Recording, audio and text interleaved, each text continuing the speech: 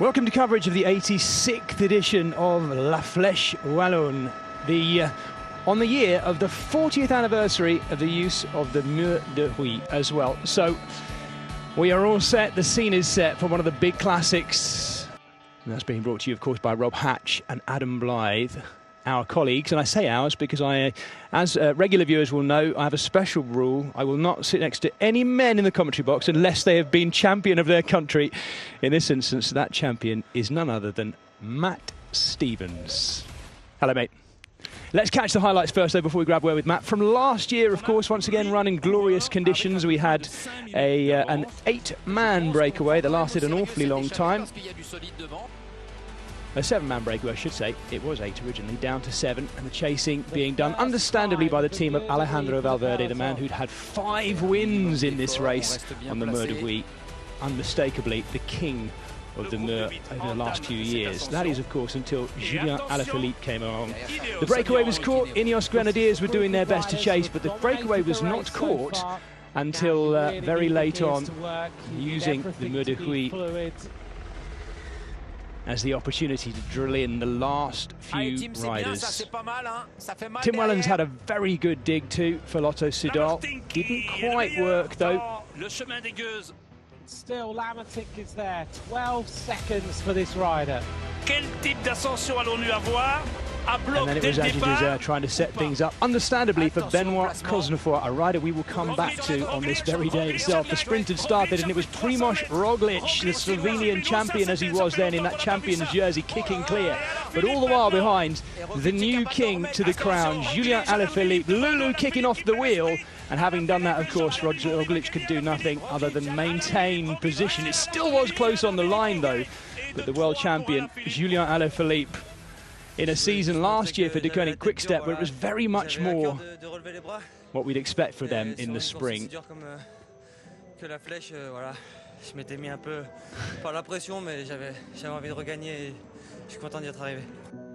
flèche, he said. The Wallonian arrow, as it directly translates into. And the arrow this year drawn in a kinky direction, heading southwest of Liège to finish on the Mur. There are the winners from the last 10 years, going all the way back to Joaquim Rodriguez. Big Spanish contingent, of course, because Moreno was the winner in 2013 ahead of Valverde's 5 wins there. Julien Alaphilippe, of course, the champion last year, and Mark Hirschi in that September edition in 2020 after his brilliant Tour de France, his big breakthrough Tour de France in 2020. Hirschi taking the win on the Mur de Huy in 2020. He's had a rough old time since then, not least with hip surgery, but he is looking right back at it again this year, Mark Hirschi, and the Swissman starts today's race too. We will watch out for him because he's looked a bit more sparky the last few weeks and much more like his hip surgery self, shall we say. I make it sound like he's an old man. He is not, of course, still in the very early stages of his career. And we looked there at Warren Barguil, who I think now this year should be counted as a favourite for this race. Definitely, he's in great form, Wawa. Ineos Grenadiers, likewise, their classics form of late has been remarkable.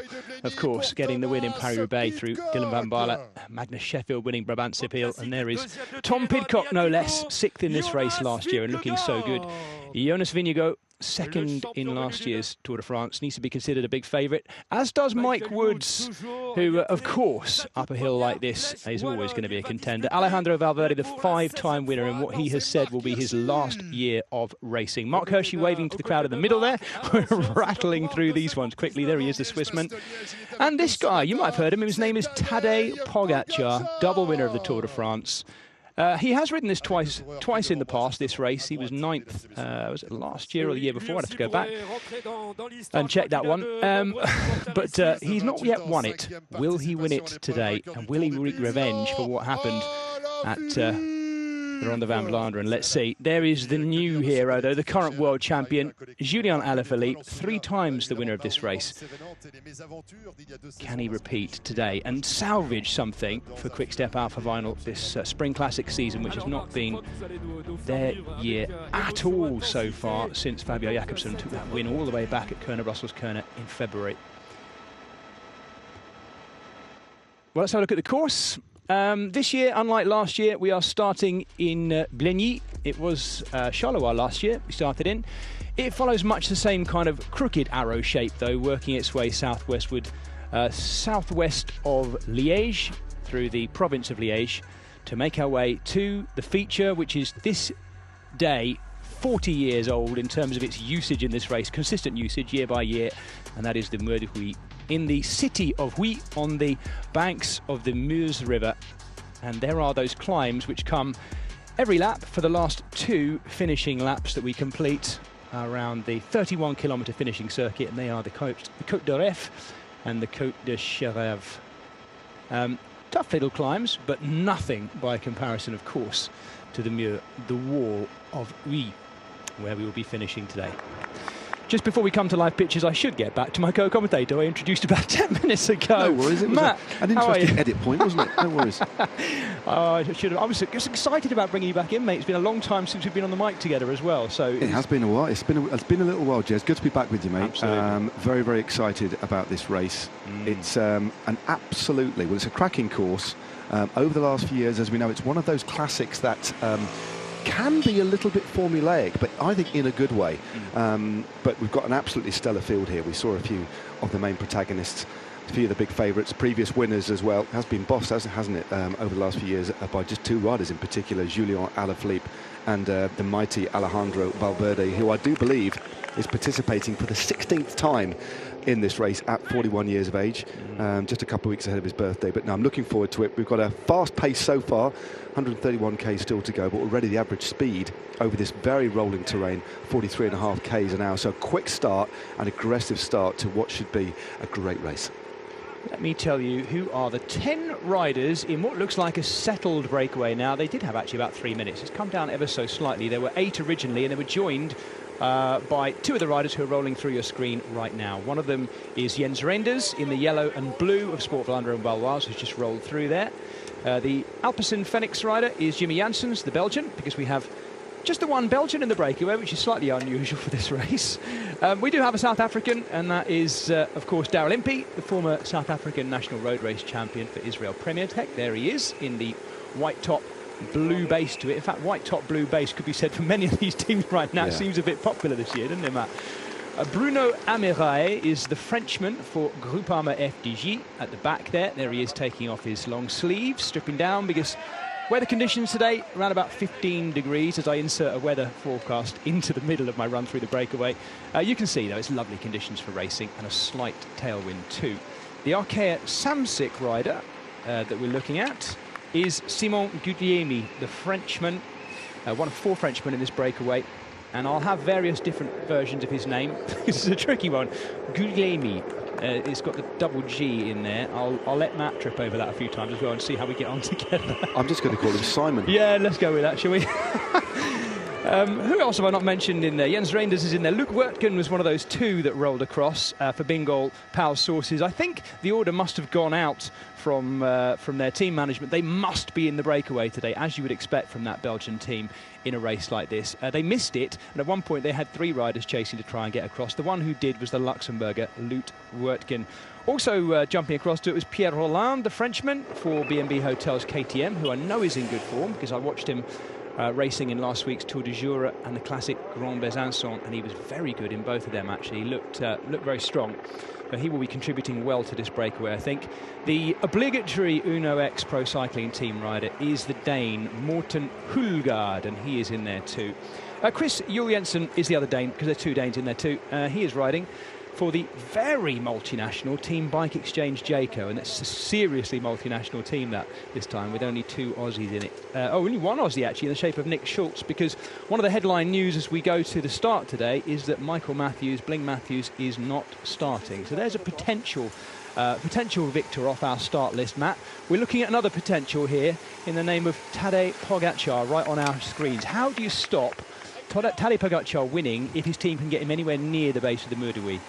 Yeah, you need to do something special, don't you? Because he has an incredible team about him to protect him. He's got a previous winner in Mark Hirschi as well. And looking at the squad lineup, regardless of Pogačar himself, who we know is in great form, last time we saw him in action, of course, was in the Tour of Flanders, where we had that interesting finale that many of you will have watched on multiple occasions from various angles. The overhead shot was my favourite, but he's in amazing form. He is a once in a lifetime sort of rider, and it's a privilege to be able to commentate on the races that he does. Already 2 monuments in the bag, took Liège last year, wants to win this for the very first time, and he's always hungry. Pretty much every race that Tadej Pogačar seems to ride, he wants to win. He's going to want to win this one, but he's going to be up against it today. He really is. But get him to that finish, and we shall see. He's got that much of a ferocious acceleration. It's going to need somebody in very good form to beat him, like a Julien Alaphilippe, maybe a Tom Pidcock.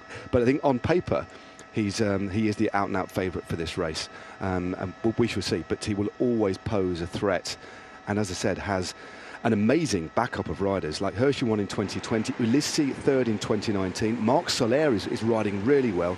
There's probably 4 riders from that team that, if allowed to go clear in a breakaway or try and attack the 2 climbs before the final ascent of the Mur d'Huy, could win this one. So they have options as well as an out-and-out leader too.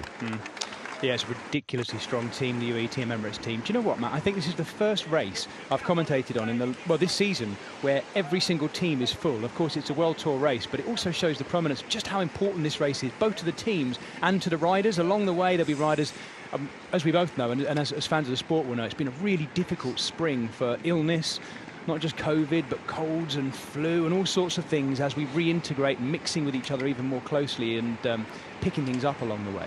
It's quite remarkable that we start the race with literally a full field, minus those 2 riders. The 2 riders were Michael Matthews, and I'm scrabbling through my notes here to see who the other one was. I'll come back to you on that one. No, you're right. We've seen several races decimated. In fact, I think when I was commentating the other week on the Tour of the Basque Country, it was Intermarché who lost everybody through illness. The team just whittled down on the final stage that they had nobody. That's just one example, so you are quite right. There's been a lot of illness and injury, but this field is particularly strong, is particularly deep.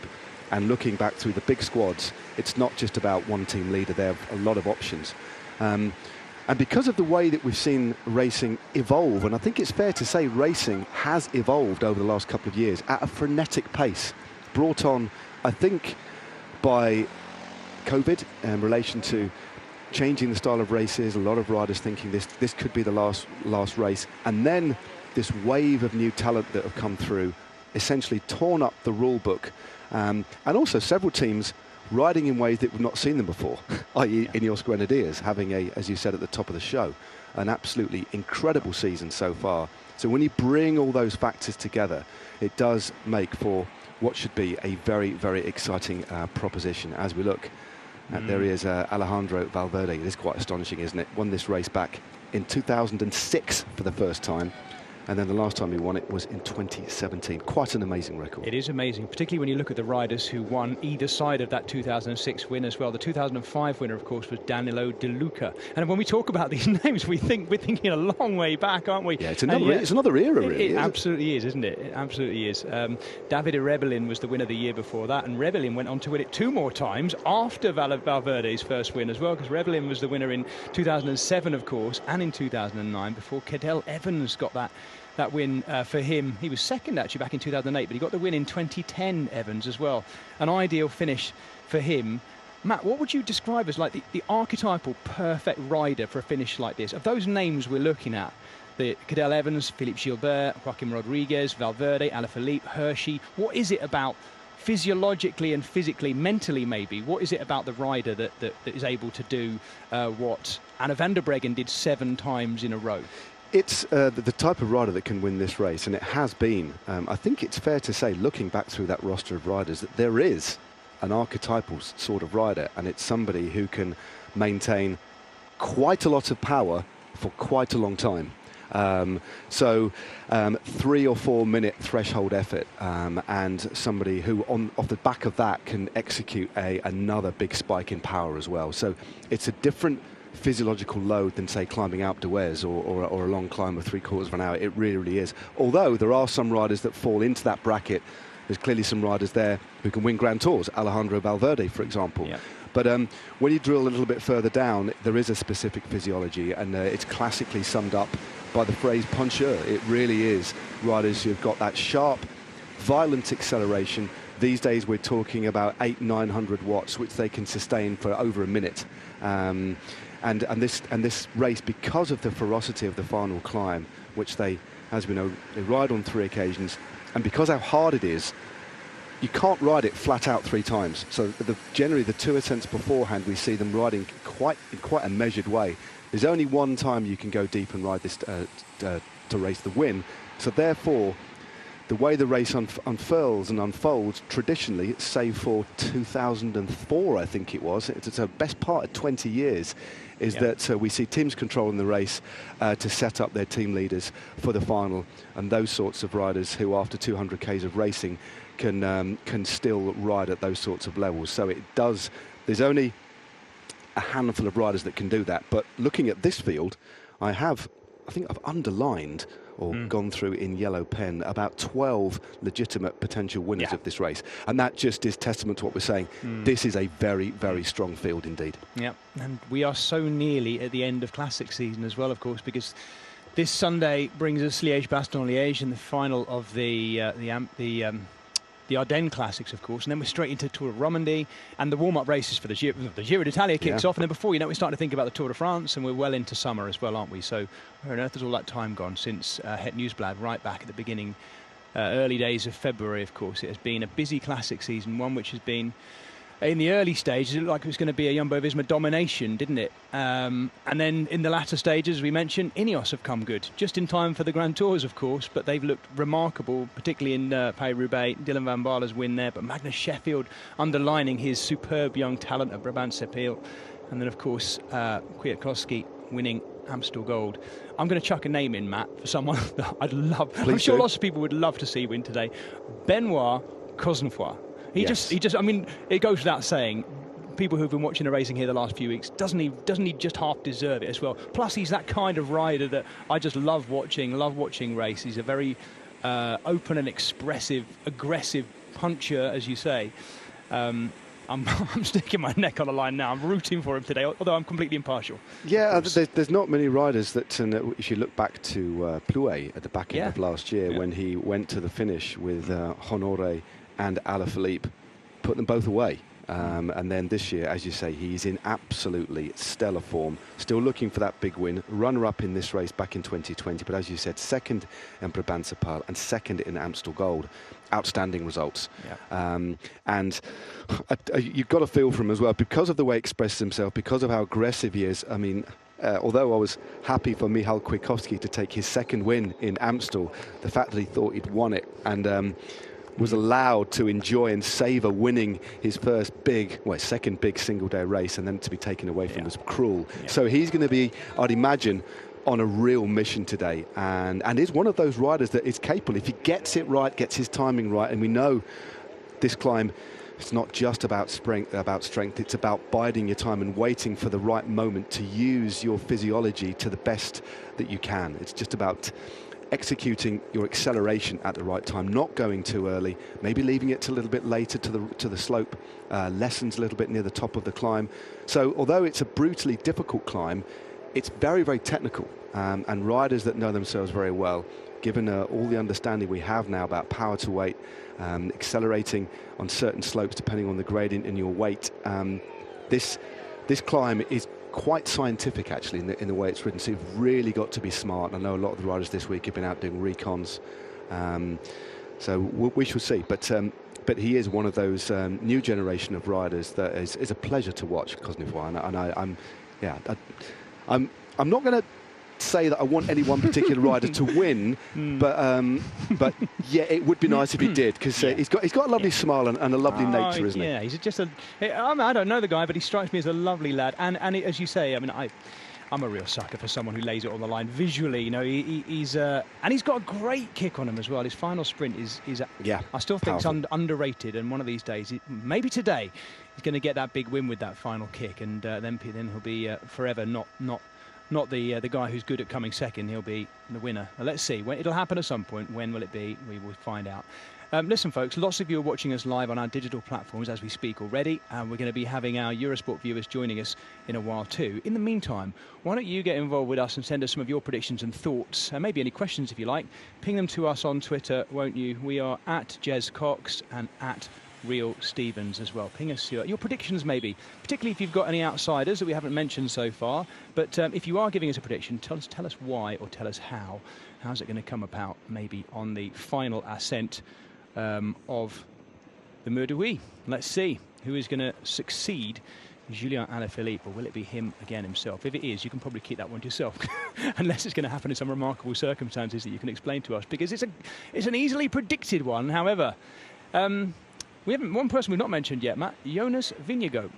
We did touch on him on the presentation. He was picked out on the stage, wasn't he? But you mentioned this concept of it being a race which can suit Grand Tour riders, but there is a big difference, as you said, between the vicious 19% double, two places where there's 19%, as on the final climb, and that long, steady climb of an Alpine pass or a Pyrenean pass. Completely different, isn't it? Yeah, it's a completely different effort, and you will get some of the slightly heavier riders that can ride particularly well. I mean, Philippe Gilbert, I think, is the best example.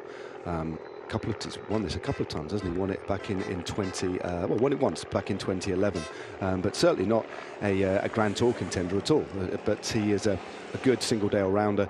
And of course, a winner of 4 monuments. We don't need to say much more about Philippe Gilbert. But then there's the riders that are in that overlap kind of phase, like Cadel Evans back in the day, like Valverde, and like Julien Alaphilippe. Of course, never won a Grand Tour, but is pretty handy at riding mountains.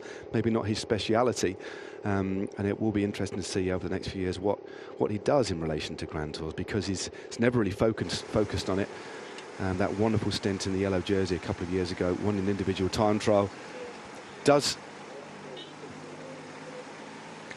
suggest that he might in the future have the capacity to do that, but right now he's firmly focused on winning big single-day bike races, and issued the Cobble Classics this year to focus particularly on Fleche Wallonne to win his 4th title, and Bastogne-Liège, which he won in inverted commas the other year, and then was relegated, wasn't he? Well, he got nipped on the line and then was relegated to the back of the group. Well, talking of Liège-Bastogne-Liège and the closing out of our spring classics, we're going to have a little preview in just a moment, a little teaser to get you set up for your Sunday viewing. It's midweek, of course. If you should be at work right now, or if you're at work hiding from the boss, perhaps working hard over your screen, thank you for your company. Let's have a look at what you might be watching on Sunday. Well, that's your Sunday taken care of.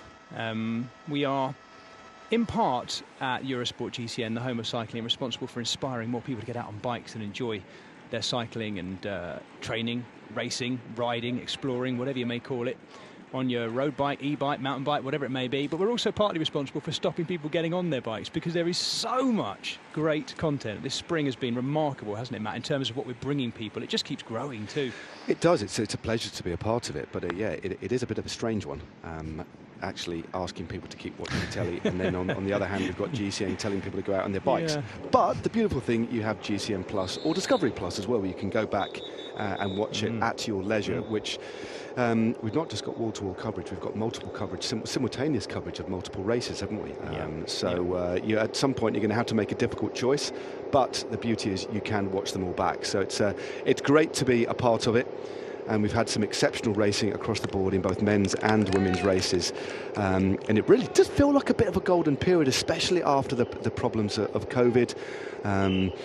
It was a very, very difficult period across the world, not just for cycling, of course, but it does feel we are in a golden period of bike racing, and the landscape looks very different. The racing is more exciting than ever, and this dearth of talent that we've got coming through is just making cycling so much more unpredictable than it has been in the past. Over the last year or so, some of the races that I've called, you just wouldn't expect. Normally you can say, well, I think this is going to happen today, make an educated guess. As we see a little bit of an issue here. This is Mark Hershey. He's already been off the bike once for a bike change today. This is his 2nd bike change. He's got a little bit of taping on his right calf as well. Hershey, the Swissman, pushed back in pretty quickly, but it could just be, Matt, they've been working on his preferred bike and now they've changed it back to him. That's my Yeah, that's possibility. I think that isn't his preferred bike because he's got no number on it or transponder. Yeah, so he might be. You'd imagine that somebody might wait for him. There's his Palmares. Yeah, has a problem with injury, didn't he? Very, very recently, but it's good to see him back. Very, very capable rider indeed. Thing is, Matt, you say in that we were talking about how strong that team is. Maybe it's every man to himself because, you know, even in Juan Ayuso, the super talented youngster, he's the youngest rider in this race. There's someone who actually has got a very fast uphill kick too. So, well, let's see if anyone does wait for him. They've got Marc Soler, of course, and Jan Polans, the Slovenian.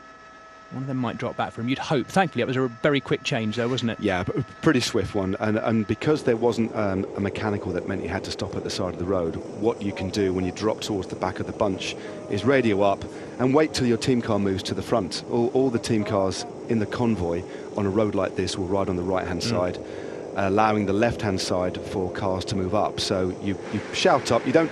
And that's the sign of experience. All these pros will know that. It's one of the first things you're told when you're riding at junior level is to wait till your team car gets to the front or just behind, should I say, the race director's car, and then gradually come to a halt just to avoid any unnecessary time wasting and energy expenditure over a race like this. Although this is still a longish race, but it's not quite monument length. This one, it's always been around about 200 Ks. Today is 202.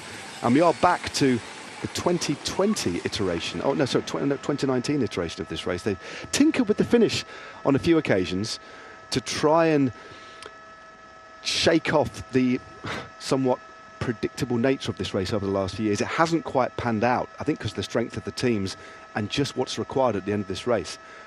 Will today be different? We shall soon find out, but there's teams do have options, and that does suggest that it might not necessarily go to plan.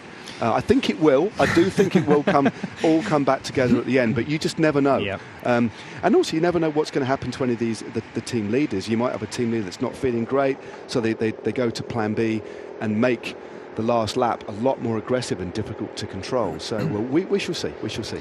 It would be a bit of a shame on the 40th edition of the use of the Murder-Wee that suddenly a breakaway goes 80k out and stays clear. That can't happen. It's just not going to happen, folks. I can't think, Matt, of another one-day classic race or any one-day race which is so clearly defined by its finish now and has been for so long. If you were to change that, then you're changing absolutely everything. So, although you say you're quite right, but you say that, but the organisers changed the finish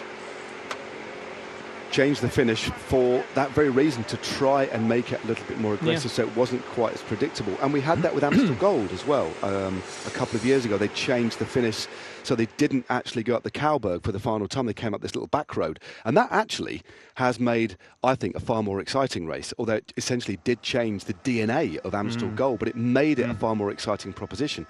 And what you want is eyeballs on it. You want people to talk about the racing. But this one, because of the brutality of the finish, it does tend to unfurl, but you never know. With the racing we've had this year, the unpredictable nature, very aggressive racing, you never know. But I'm still going to be 95% hedging towards a reduced group at the bottom that we've seen for the last few years, but who knows? We are halfway between the start and our finishing circuit. We're going to grab a couple of interviews from the start right now. Well, Dylan, how are you after Paris-Roubaix? How is the body? Okay, yes, recovered. And ready for today? It's already a goal today, or you have more your mind set on Sunday? No, today is also in my mind to do a good result. And how to do that? With the type of racing we have seen so far, what do you expect today and how to take the best out of the race? We have to see how the race is going, but yeah, the crucial point is the last time up the Muur. You have already got really good results on the Muur. You have still the same punch to try to... We know riders evolve in the kind of race they are preparing for. You still have the same punch that you had in the past for this kind of ascension? Yeah, I hope so, yeah. My podium place is already 5 years ago, but I still think I can do it. Thank you very much, Jan. Good luck. Dylan turns third in 2017. The Flandrian riding for the Bahrain Victorious team, of course. also, I think, the holder of one of the best Belgian accents in the world. It's wonderful. He's it's got wonderful. such I wasn't an going to say. amazing way of speaking. I'm sorry, I'm just going to have to throw it out there. I know. Dylan You're Terns. absolutely right, Love Matt. him. You're right. And the weird thing is, if you close your eyes, I swear you could be listening to a sort of 75, 80-year-old Belgian man on a farm somewhere. It's Yes. wonderful. His voice belies his relatively tender age, but no, he's a classy bike rider. Absolutely. And when he was running for BMC, he got that result, and it was back in 2017. But he's had a reasonable run in, hasn't he? He's still only 30 years of age as well. He is, but his form's good. It's solid. 12th overall in Catalonia, 6th in Flanders, 10th in Amstel Gold, 8th Brabantse, then rode Paris-Roubaix. Didn't finish Paris-Roubaix, but he's back in this race. And what we're seeing as well this year, which is quite interesting, we're seeing a few more riders mixing up the Ardennes Classic and the Cobble Classics a little bit more as well, which is quite interesting. You wouldn't normally get a lot of riders, and again, it's because of the strange placement this year of Roubaix and Flanders. They've flipped round. So the Classics calendar this year looks a little bit different, and I remember on Twitter a few weeks ago people saying, is this really what the season's looking like this year? It's quite strange. So we're seeing riders that you wouldn't ordinarily see do both races actually giving them a nudge, which I quite like, which gives it that extra little bit of unpredictability. And also what we're seeing as well is this smoothing out and more of a graduated. A few years ago we'd have your Cobble Classics campaign as your Ardennes riders, and then that would bleed into a few elements of those two Classics teams would then be a part of the Grand Tour team, and you'd have a separate Grand Tour stage race team. But now it seems that riders are willing to give anything a go, and I really like that. You get a lot more value out of a rider, and it seems that younger modern riders are happy to give everything a go and just try it. Whereas years ago, it would be, no, I'm just doing the Classics, just concentrating on the Tours. I really do like this versatility that we're seeing, which is, and the biggest riders in the world now are versatile riders. Wout van Aert, Mathieu van der Poel, Tom Pidcock, to use a few examples from the men's side of things. So, and that inspirational riding, I think, is bleeding into the rest of the peloton, and they're thinking, why not give it a go? You know, why be just one sort of rider? It's fascinating. It really is. Yes, we are very much in the age of the do-it-all pro, aren't we? Or do-it-all top-level pro. Yeah. So it's remarkable. It's so radically different to what we've seen or come to know even in the last 20, 30 years. The riders there, skirting the edge, by the way, of the River Ourthe. Now, regular viewers to my commentary here on Eurosport GCN will know I am the Eurosport GCN's official head of fishing and fish. Anything under the water, I can talk you through. I've done a little bit of research, Matt. The River Ourthe flows south from Liège, and it's very well known for its crayfish. And if you go to Liège, you'll be able to pick up fresh crayfish that have come specifically from the River Ourthe. Although apparently they make it an absolute nightmare for the fishermen who are trying to catch the salmon and what have you, because basically anything you put in the river, the crayfish latch onto. And these crayfish, if you haven't seen one before, they're like enormous freshwater lobsters, basically. And the river that we've just gone past is absolutely crawling with them. Very popular stopper for ospreys as well, that are making their way southwestwards towards Africa and what have you for the summer at the beginning of winter, and the ospreys gladly clear out the river of fish as well. So that's the River Ourthe for you. I will update you on the River Meuse, which is right alongside Mur. There you go. I'm looking forward to it. I'm looking forward to a bit more fish chat. Maybe you can have some Powell's sauces on your fish. As long as it's Powell's sauces and not Powell's Sausen. I don't like Sausen. I like sauces. Sauces. There's some very interesting. When you do a deep dive, it's quite often that we talk about these professional teams, especially some of the second and third division teams. Although today, being a World Tour race, there's no Conti teams. Actually, finding out about what their sponsors are is quite fascinating quite often. So it's worth double checking out. But Bingal sauces, they make ketchup and I don't know, they make brown sauce, but I'd imagine being Belgian, they do a good line in mayonnaise. Yeah, absolutely. They're a big sponsor of the Belgian Cyclocross National Series as well, and part of that, as you'll know, part of those races is all about the provision of frites and fine mayonnaise. Not just mayonnaise, but all sorts, as you say, of different sauces and things. I mean, this is myth that in Belgium it's all about mayonnaise, but they're quite happy to dip their frites in, well, almost anything. So let's look at the teams and the composition of teams who are massing at the front. Lots of the boys in yellow, in actual fact, of course, of Bingal Powell's sauces right there, but also alongside them, Entomarché, Wanty Gobert in big numbers. There's an awful lot of yellow as well as there being an awful lot of white in our peloton right now. As we look at Jonas Vingegaard on the far side in the yellow of Jumbo-Visma. No, Entomarché, Wanty Gobert, the world team, right up the front. Do you know what? Do you know another person I'd love to see have a right old go at the end of this mount? Though I think may be unlikely, but you never know. Domenico Pozzovivo. They gave him a wonderful opportunity and salvaged the very, very end, or nearly the end of his pro career this winter, didn't they, by picking him up. He was one of those Quebecer riders who was left hanging, and I did think, and I'm sure you'll have seen this and thought, oh gosh, at the age of 39, he's had a great career, but it's starting to wind down. Is anyone really going to pick him up? And Entomarché, Wanty Gobert have given him this opportunity, and in the early part of this season I've really seen him try so hard to repay that. He's a motivated man, Pozzovivo, and good punchy uphill finishes. Yeah, he's again, whether he's in the form, we would be great to see him get a good result. As you say, his career did look like it was about to end before he was picked up by Intermarché. But he's had a solid season so far. There's a couple of riders actually that look like, especially from the now defunct Quebecer Assos team, that looked like it was going to be all over, but have actually flourished because of their desire to get another chance. Yeah. That quite often reinvigorates and recalibrates and resets people. But yeah, he's had a great season so far. 8th in his second race for them, 8th on the second stage of Ruta del Sol, 11th in the Trofeo La Gueglia, and then just the other day I was over in Sicily commentating on the Giro Sicilia and was 3rd on stage 2 and looking good for a podium spot, but had to pull out of the final stage to Etna because there was illness in the team, which was a big shame. But he's clearly okay, he's recovered and he's back here. I think for him maybe a top 10, top 15 would be a good result, but we shall see. We shall see. But this is a man who's had a fair share of illness and injury over the last couple of years since he signed for Ineos Grenadiers. This is Laurens de Plus, exceptionally capable Belgian, who is clearly one of the super domestiques today, keeping that pace high, along with Quick-Step Alpha Vinyl.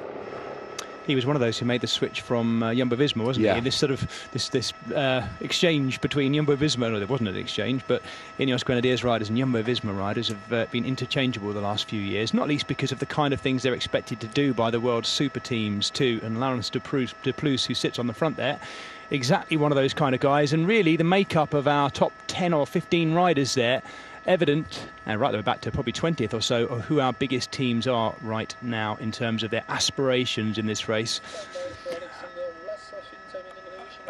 Omar Freire is the Spanish champion for Ineos, who is very near the front there as well, looking to roll through for the Grenadiers. What a strong team they have too, Matt, as well. In a way, we've mentioned Tom Pidcock, Kwiatkowski obviously having just off the back of his Amstel Gold win, but Geraint Thomas there to add some severe firepower, and Carlos Rodriguez, the youngster, still only 21 years of age, but super climbing talent, great all-rounder as well, good time trialist as well. They really have a superb lineup. They never really have any filler in their lineups anyway. That is a strong team, as you said. Pidcock, De Plus, Freire, Kwiatkowski, Martinez. Rodriguez took his maiden pro win in the Tour of the Basque Country the other day, along with Danny Martinez winning the race overall. So on all fronts, stage race fronts and in the classics, they've been firing on all cylinders. So they really are on the crest of a wave. But and he can get over these the steep climbs. I think my, not outlier, but my rider to watch out for from Ineos, aside from Pidcock, is Martinez. He is going exceptionally well and has got a really crisp, sharp punch. Alexander Vlasov has been talking to our floating mic down at the finish. Let's grab a word with him and see what he has to say.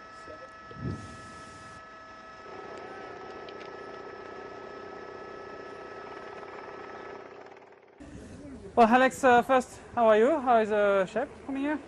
Yeah, all good. I think the shape is good after Basque Country. I recovered well, so today ready for a good result. Today, yeah, you're already hoping for a result on the of course I want to try it. It's my first one fleche wallonie, but I want to try it. First time. What do you think of this race so far? I mean, coming here, what's your idea of it? Hey, it's the finish is pretty hard. It seems short, a bit less than 1 kilometer, but it's very hard and very long. So, hey, you need to race smart to arrive as fresh as possible to the final. And you feel like in this kind of climb, really steep, really punchy, you can win here? Is your kind of climb? I hope so. If I save as much as possible for the final, yeah, I can try, I think. What kind of race do you expect for before the Mur itself? Today is a bit windy, so I think will be a very interesting and fast race. You will try to make echelons with the team, maybe?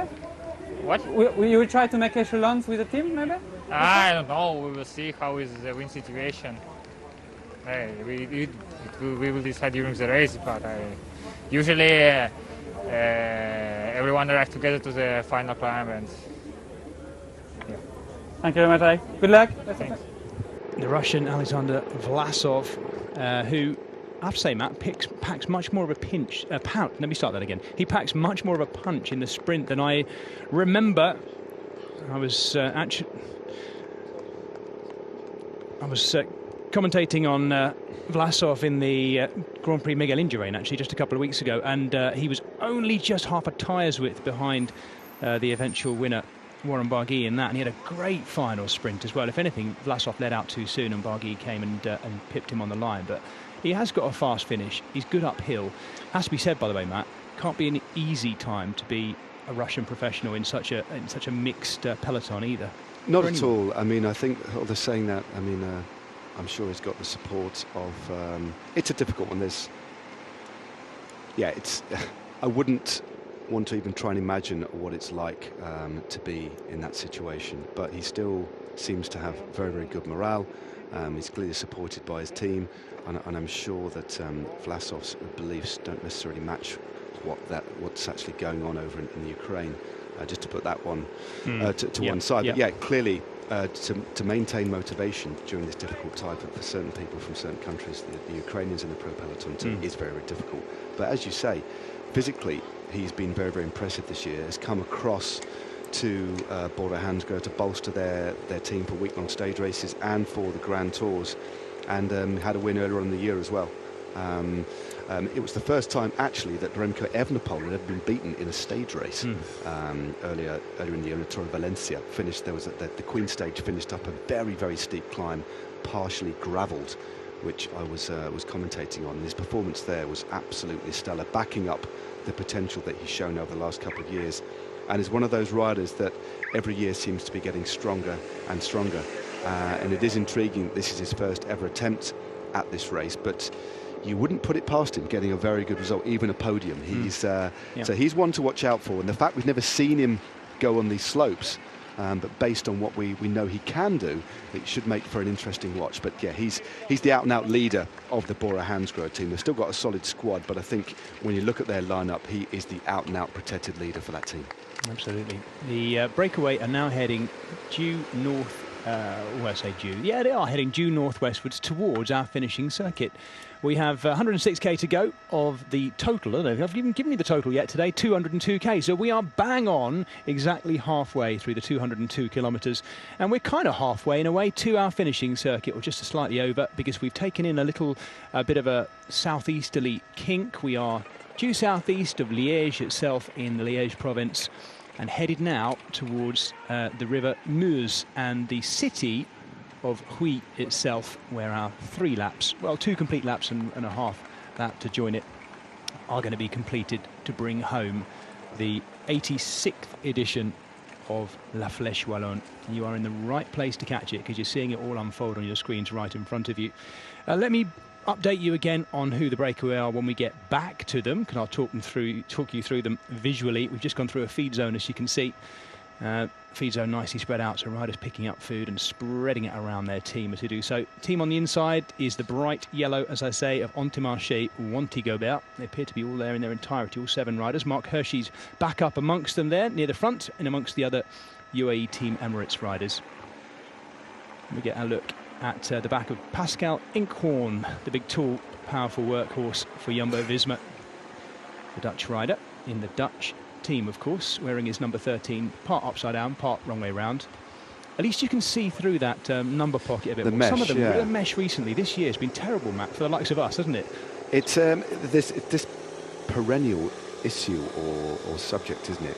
Should riders have permanent numbers for the rest of the year? There's been quite a lot of team like senior managers of team owners coming out and saying we should have them. It does, maybe just for World Tour races, for World Tour teams, but it does pose a few logistical issues, I think, for race organisers, etc. But I can see the point. But again, it's not a team sport like football, for example. But yeah, some of those pockets are almost like plastic in nature, and so tend to fog up a little bit. So it actually almost it does block. It's like there's a fog or a mist on the inside, but those are very, very good. They're easy to see. And no pins required, of course, as well, which is a big, big hassle. And one of the worst things about having pins, although they are effective, is when you reach into your back pocket sometimes and you've been rummaging around, especially in cold weather, and the pins suddenly pop out of their little holder, whatever you call it, and you end up trying to get a gel and ending up with a bleeding finger. I've done that on so many occasions, both left hand, right hand. In fact, one left hand and one right hand in one particular is both bleeding with pins. But there we go. Particularly when the hands are cold. Hey Matt, we've just seen your namesake, the British professional Matthew Holmes of Lotto Soudal. Yep. Surprised he's not in the breakaway, actually, because he's a perennial breakaway artist, isn't he, Matt Holmes? Picking up his musette. So, young Matthew Stevens is there in the race right now. You're reaching for your musette. What do you want in there? What's your at a stage like this, about halfway through a 200k race, lots of work yet to come? I'd want a mix of, bearing in mind I'm a little bit old school, I'd want a mix of sweet and savoury. So, and generally, the riders will choose a little bit. It'll also depend on local produce as well, but quite often there will be a crayfish, a little bit, not so much crayfish, no. although I'm not so sure. There'll be rice cakes, sweet and savoury rice cakes. They're really, really good. Real slow release carbohydrates, steady release complex carbohydrates. Also, you might get energy bars, gels. And I used to like cheese and jam, or cheese and ham and jam mixed in a little brioche. So little brioches. Lovely. So at this time of the day, a little bit sweet and savoury, and then towards the back end, it'll be more sugary stuff. In the last 20, 25 Ks, you'd want maybe some gummy bears, jelly babies in your back pocket, but most of the teams now will be using gels. But just to use gels all day long isn't particularly good on the stomach. So it'll be a mix of gels, caffeine gels towards the end, but a lot of it is personal preference. I used to like a cheeky, fun-sized Snickers or a Mars bar in the last 20k for morale as well, because food isn't just a fuel source, although some people will tell you it is. It's also very, very important for the morale as well, to get the right thing so it tastes good. Just gives you that little bit of a morale boost towards the back end of a race, especially if you're hanging on for grim death, which I most often was. I'm just trying to think whether you go back far enough for that to have been a marathon bar, Matt. No, it's still Snickers. I'm not. Good, right. Yeah, just making sure. I wasn't racing in the 70s, mate. It's the early 80s. I'm not suggesting that by any means. I'm just trying to remember when it changed over. Get in touch. When did Snickers change to marathon? Yes. Talking of getting in touch, we've had some fantastic correspondence. Let me go through some as well. One or two of you, Carl Holtby, enjoying my crayfish facts. He actually said that the UK is under siege from American signal crayfish who are wiping out the smaller native crayfish. Naughty things, I tell you. Thank you for that correspondence, Carl. We've also had some predictions, which is what we were asking for. Rob Taylor picking out Izagiri, Jon Izagiri, of course. Certainly someone not to be overlooked in this. We'll look back at his previous record in this race in a moment, perhaps, as well. A couple of you mentioning Izagiri, actually. Andrew Kay getting in touch to say, how about Danny Martinez? Never say die climber, recent winner on some serious climbs too as well. Danny Martinez, of yet another Ineos Grenadiers rider, not to be overlooked.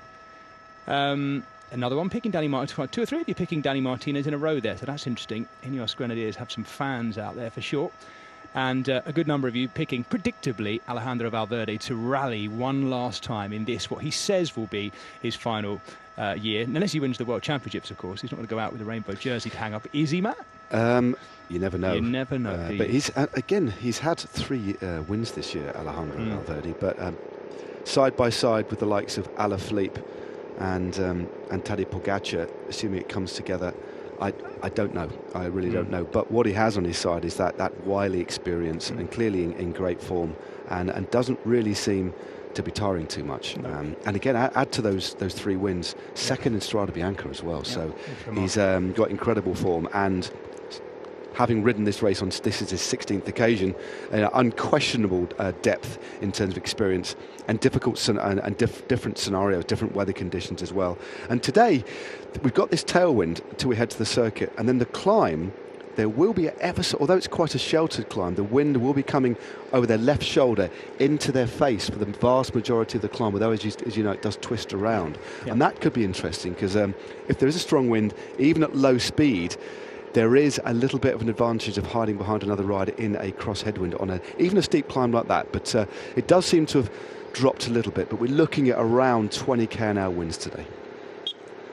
We're kind of following a river valley which flows down to the Meuse, which is where we're headed, just the other side of the city of Huy. We're just about to grab a word, though. First of all, with Benoit Cosnefroy, the man who I've already stuck my neck on the line, that I'd quite like to see do rather well. And we will be grabbing a word with him in just a moment from at the start to see how he and his AG Desert Citroën team are going to set things up to see if they can bring Cosnefroy to the top in first place. Let's see what he had to say.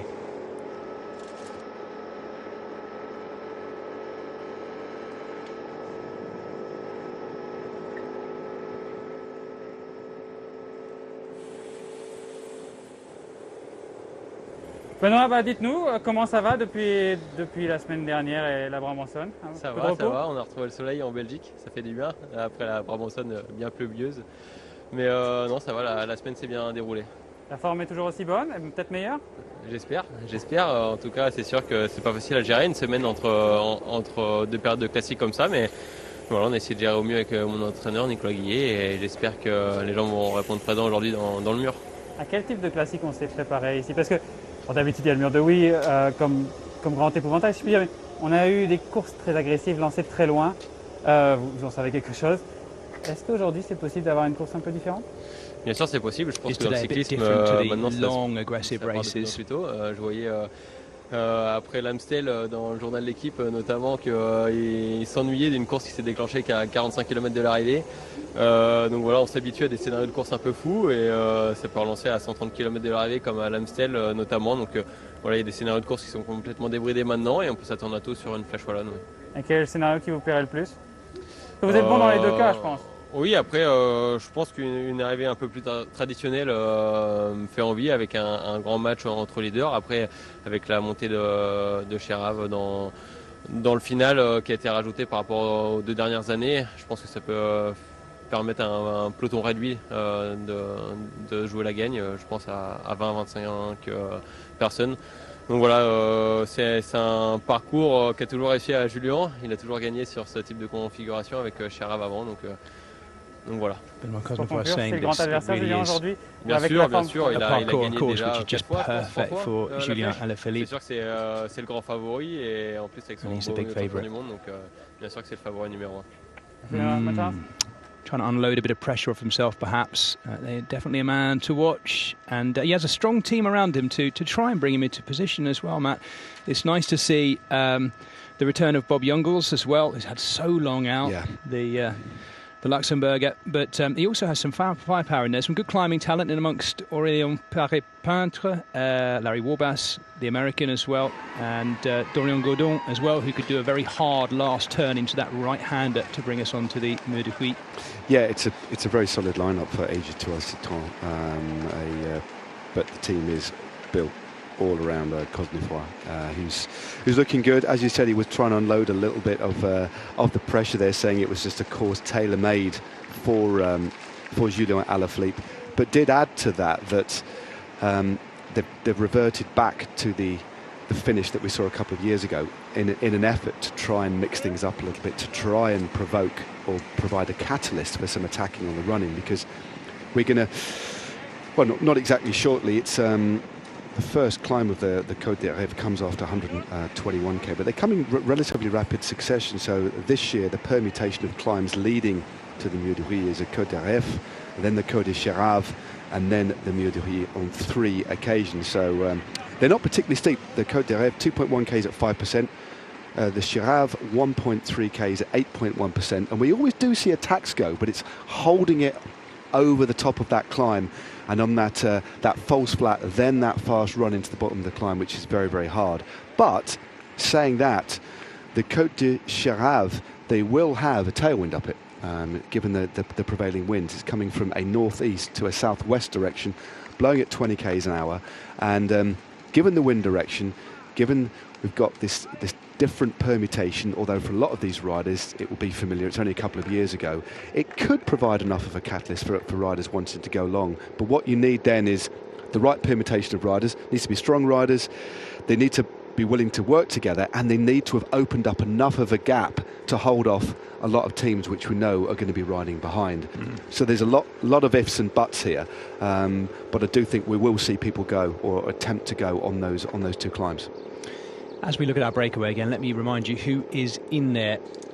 We've just seen Chris Juhl Jensen just dropping back there in the white shoulders of Bike Exchange Jayco, the one of two Danes in this field. Jimmy Janssens is the Belgian, the big tall figure for Alpecin Fenix in the dark blue.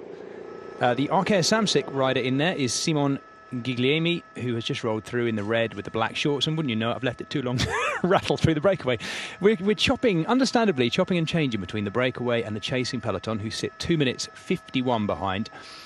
Just before we came on air, Matt and I had the pleasure of taking in the finale of the women's edition of La Flèche Wallonne, and it was a brilliant finale as well. I'm going to give nothing away in terms of spoilers, but you'll be able to watch that and catch up with it all on GCN Plus, of course, and Discovery Plus. Martin McDonald and Danny Rowe talking you through that one, but it was a brilliant finale and absolutely nail-biting all the way to the line as well. So make of that what you will. If you've not seen it already, it was catch a corker. It later. Yeah, it was good, wasn't it? Yeah, please do watch it again later. It was an absolute corker, and as I said, that's the beauty of GCN Plus. And if you haven't subscribed, get involved. Absolutely. Dusty, dry conditions on the very smooth, semi-cobbled roads through some of these little towns and villages we're making our way through. These are shots of the back end of our peloton. That peloton spread wide, still not going full crack just yet, but notably, this being a World Tour race, of course, really the front end being dominated by world teams, of which there are 18, all of them. In other words, every single world team here, because they contractually have to come, don't they, Matt? And there's the 7 pro teams. Yeah, they do. It's the only teams that can not ride if they want are the invited Pro Conti teams. They can actually make a selection. They can actually say, no, we're not going to do this one. Generally speaking, the Pro Conti teams don't have quite the same resource at their disposal, although that's changing a little bit now. I know the best example of that is Arkea Samsic, for example, being invited to the Giro but not taking their place. So they don't have to. But as you say, yeah, the World Tour teams do have to ride. They are obliged to field a team. One thing that's come about, Matt, since we were last in the booth together, which was way back, right before everything went a bit nuts, didn't it? It was quite a long while ago. We've done remote stuff. So we've done remote stuff. I think it was. Yes, I think it was the Tour of Luxembourg. Yes, the Ulissi one, didn't he? Yes, Who's right. here? Yeah, he is here, and actually we haven't mentioned Diego Ulissi yet. He's got a good record in this race too. So. Third in 2019, Ulissi's got one of the best uphill sprints in this field. Even now, I would still say, in his, slightly advancing years. He's still only 32 years of age. But there we go. We've mentioned Ulissi now, so if he wins, at least we can say we've mentioned. No, what I was going to say was, one of the things that's, of course, changed since then and has come in this year, as we look at Domenico Pozzovivo, yeah. There we go. We mentioned him earlier, didn't we, too? Right at the back. Very familiar climbing style as well, like a slightly smaller version of Fernando Escartin, almost. You'll know what I'm talking about. I do know Escartin, who now is the one of the head honchos at the Vuelta, who I've met on a few occasions over in Spain. But no, his position on the bike has been accentuated by the catastrophic injuries that he's had over the last couple of years. So was always quite obviously as a small chap, a diminutive rider, quite hunched up. But his left side, as you can see, his elbow was damaged very badly, and he perpetually wears strapping on it now when racing, and it's actually twisted his body around a little bit. But he's still adapted. It is amazing how resilient and how adaptive the human body is. Still manages to produce power, and just shows how strong and resilient he is as a person as well. So it's good to see him in the mix and riding well. Yeah, precisely. Yes, the one thing that's of course changed this year is this, and we're yet to see how it unfolds and really how it actually works come the end of the year, is the idea of promotion and relegation to the World Tour and then down to pro team level. Inner Ring have done a really nice weekly update on where the teams are in terms of UCI points based on last year and then this year and 2020 as well, the year before. And it paints a fascinating picture of just how many points people are amassing and picking up. Teams that have done particularly well out of this are, Arkea Samsic have had a great start to the season, 2022. They've already scored, by the looks of it, as many points as they did last year by this stage already, pretty much. Down at the bottom, B&B Hotels, Uno X, interestingly enough, for a team that's so evident and animating, shall we say, Total Energies and Lotto Sudal. Now, of course, the list that are on the Inner Ring website, and I urge you to check it out, because it's a really nice way of showing a graphic of where the teams are in terms of UCI points, includes pro teams and world teams, but it's interesting to see where they fall and which of those pro teams are higher up. As I say, Arkea Samsic doing particularly well. Alpecin Phoenix, as you might expect, right up there amongst the very best of the world teams as well. So whether they'll want... This is what I don't understand, Matt, and I'm yet to see, as we're watching a very fluffy-looking dog clapping the riders through in the breakaway, is whether teams have to move up if they don't want to. Yeah, I'll be honest with you, Jez, I'm not too sure. See, I don't. We've got, I'm not too sure. We'll come back to that. Yeah, maybe. if they're obliged to, but there's clearly going to be a change of direction happening very, very shortly. Here we go. Indeed. We're well over halfway now. We've reached the halfway point with 100 k's to go, so 93.8 k's to go. But just by that acceleration on the front of the bunch there, Jez, sorry to cut across you there, there's clearly going to be quite a significant change in direction here. And because it is such a windy day, the teams weren't making any chances, so there's a big acceleration to make sure everybody was in position. Not because there's going to be a race-winning move here, it's just so riders don't get caught the wrong side of any lazy split or anything like that, because it does happen. But when you're out in front in a group like this, you don't have to worry about that sort of stuff. That's one of the bonuses of getting in the move. Although you're having to work a little bit harder, you don't have to stress about holding position in the peloton and worrying about big changes of direction. Jens Reinders, the Belgian rider for Sport Vlaanderen Baloise, goes through, and there we have Simon Guglielmi of Arkea Samsic, the Breton team. Do you know what? If we can hold the shot of the breakaway just once for me to roll our lovely viewers through them, I'll get there eventually, folks. I keep calling out the same. We keep cutting back when it's the same two riders on the front. Oh, we're seeing some wonderful chateaus in this part of the French-speaking part of Belgium, so I can call them chateaus. The Total Energies rider has been very active these last few weeks. He seems to have popped up in my commentary consistently in all the races I've been doing, in actual fact, and that is Valentin Ferron. He was second at Paris-Camembert last week. If you haven't seen the highlights of that, I voiced them on Tuesday. Brilliant race. Paris-Camembert doesn't start anywhere near Paris, long way west, but Valentin Ferron was particularly impressive in that one. Yeah, they don't generally. There's obviously a lot of big pro races that have the prefix Paris, but most of them don't start anywhere near. They start right on the outskirts, including Paris-Roubaix, of course. Yes. But yeah, that's a bit of a misnomer. When I first went and started racing in France many years ago, I thought they all started in the centre of Paris, but it's a good hour and a half drive out, and they still call the races Paris something or other. Yeah, Paris Tour, another example of that as well, of course, that starts a long way outside Paris. That race, which was a sprinter's race and now becomes something of a gravel race as well, isn't it? It certainly seems to be a little bit de rigueur these days to try and throw in a little bit of gravel. Much to the delight of many and to the chagrin of others. A lot of riders don't like it, some managers don't like it, think it degrades the sport. Because I'm not having to ride, I quite like the spectacle, but I can understand quite often the frustration when you essentially change the DNA of a race that is long established for a long time. But also you could argue it's progress too. But the gap's come down actually since we saw that activity on the front.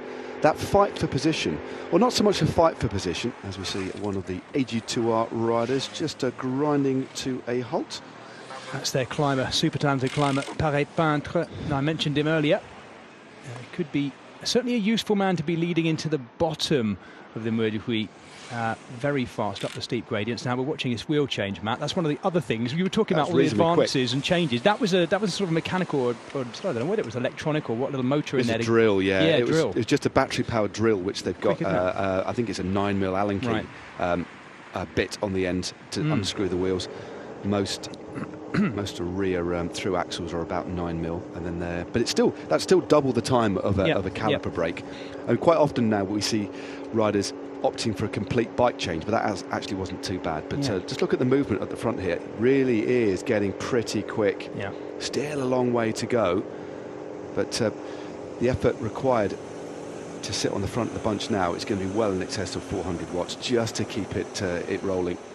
And then sat in the middle, you're going to be doing way less than half of that, feathering the pedals even at this sort of speed. But to take the wind on the front, it's a hard work, that's for sure. This is a long straight road stretching south-westward towards Moldave. They skirt along the edge of Moldave, and then they've got a little kinky section following the river again, or the tributary to the River Meuse.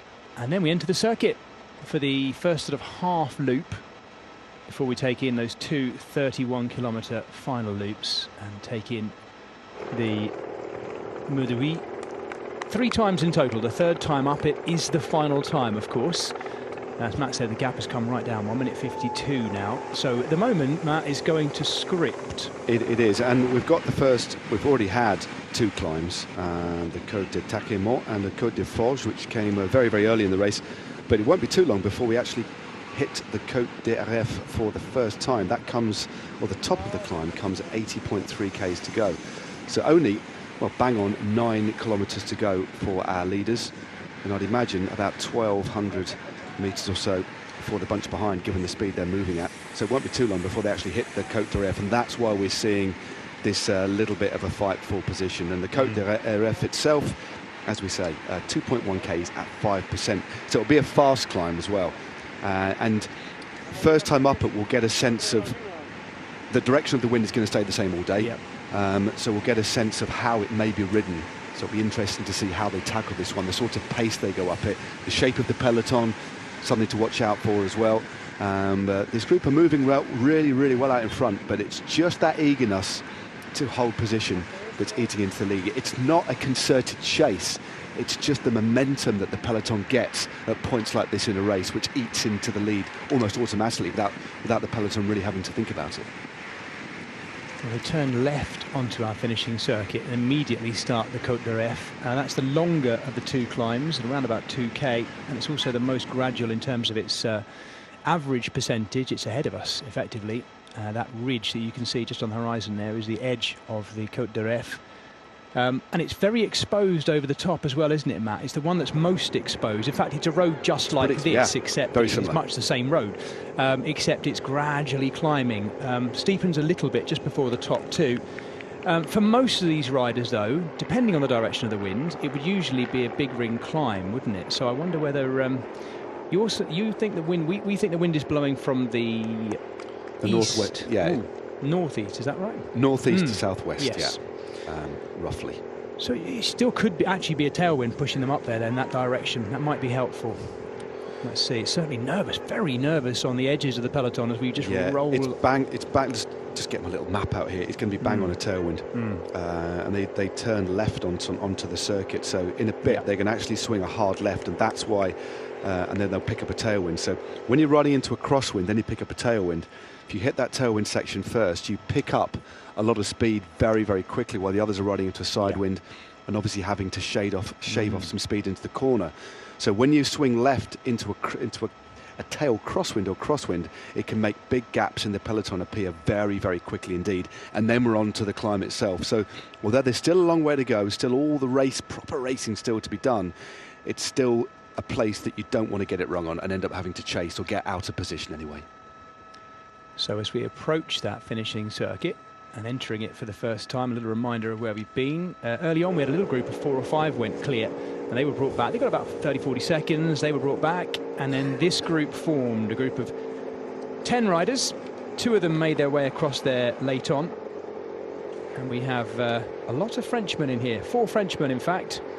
Bruno Amirai of Groupama FDJ, there he is on the left. Simon Guglielmi is the rider with the red helmet on for Arkea Samsic.